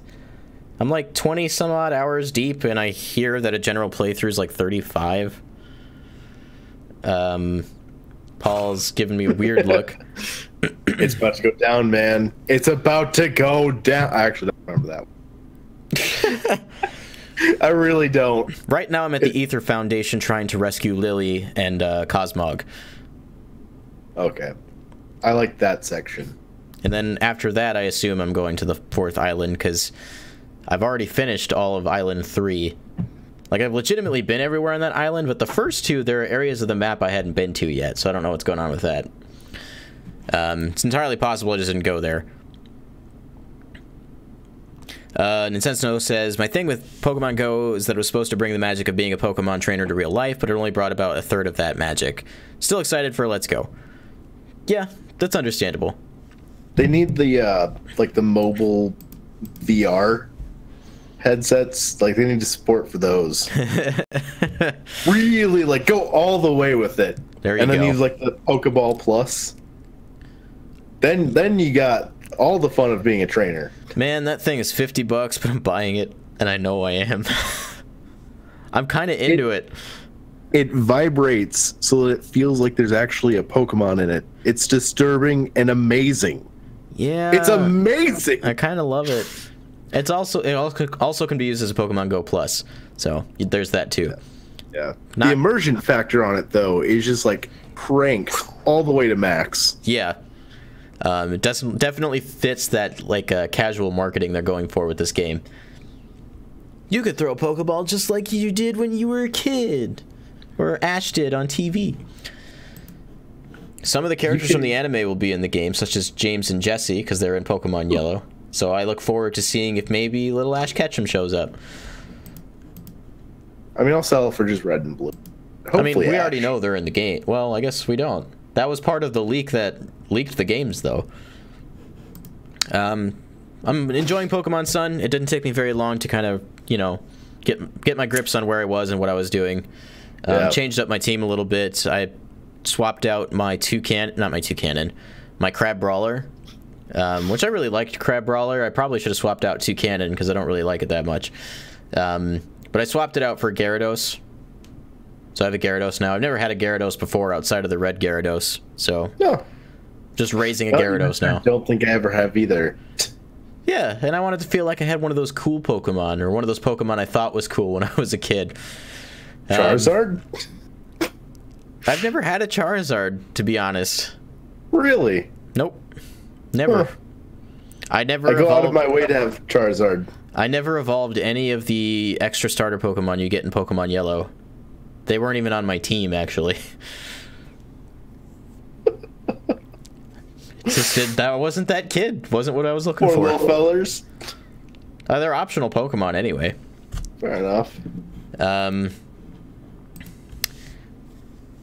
Yeah, it is $50. It's pretty expensive. I don't want to pay $50 for it, but I also really want it, and so it's that like really tough times. Like I probably have to go a couple weeks without eating. It's that, but I might just do it. It's that I'm probably gonna spend $50. That's what's happening. It's gonna be. I'm not gonna buy it. I'm not gonna buy it. I'm not gonna buy it. I bought it. When? How? Oh, look! It's in my cart all of a sudden. Oh, I just hit purchase. It's on my receipt. Amazon glitched. Amazon glitched. I was buying adult things, and then I was buying like adult diapers and a razor, and then Pokemon Plus just ended up in there, and I don't know what happened. Whoops. All right, guys, that's gonna do it for our show this week. I had a lot of fun on today's episode. This is kind of a little mix-up, you know. Logan wasn't able to be on, so it's just me and Paul. But, you know, I think it worked out. So, yeah. I hope. Real quick, Nintendo says, I stopped playing the series after Gen 3. I would have tried 4 and 5, but the carts are quite expensive. Briefly tried 6 and 7, but they bored me. I think it was the art style. Well, I mean, I guess this is the game for you. Let's Go, I guess, is targeting you in the way that is also targeting me, despite having played pretty much every generation of Pokemon except for 3 and 4. I mean, I didn't play 3. I had 4 for a while. I wasn't too interested in it. I liked 5. I liked 6. I liked 7. But not like it doesn't have as much meaning to me as like Gens 1 and 2 did. Nothing's ever quite like lived up to that 4. And so I want to say. Oh, go ahead. I was just gonna say, like, for me, being able to return to one of the gens that meant so much to me. Like, I love that, but also they're doing it in a different way, and so it's kind of a breath of fresh air, and that is also appealing to me, is that it's just different. Yeah, it's not just a remake, it's something new. Here's a tip: get a pressure cooker. You can make $5 bean soup that feeds 5 people. Then you have your money for the Pokeball. I guess that works. I wish I liked beans. You don't like beans? It's one of those things I was just never into. But I did always want to get a pressure cooker. Well, you have an excuse now. So, like we said, this will now be the 3rd or 4th time we mentioned it. We are covering E3 here on the show. We'll be live streaming our live reactions. You didn't know this, Paul. You didn't. When did that happen? Like, I decided right now. So okay, I thought I missed a meeting. Okay. So we'll be posting our live streaming schedule on Twitter. I will probably, like I said, upload a video detailing what we'll be doing here probably sometime today or tomorrow. And later tonight, we'll actually be making all the live stream events, so you can just set reminders for those if you want to hang out with us during it. And then the VODs will be left online after the fact. For Nintendo specifically, we'll be uploading individual reaction videos as well, so you can find those and seek those out when the time comes as well. So we might be excited. We'll also, a little bit. We also plan on doing some isolated discussions on some of the games. We're just kind of playing it by ear. We're probably gonna have a Smash Brothers focused discussion. I'd be shocked if we didn't. There's no way we're not walking, or there's no way we're gonna walk away with it from it without talking about Smash extensively. Yeah, so that'll probably be its own possible. thing. I'm planning on a breakdown for Friday.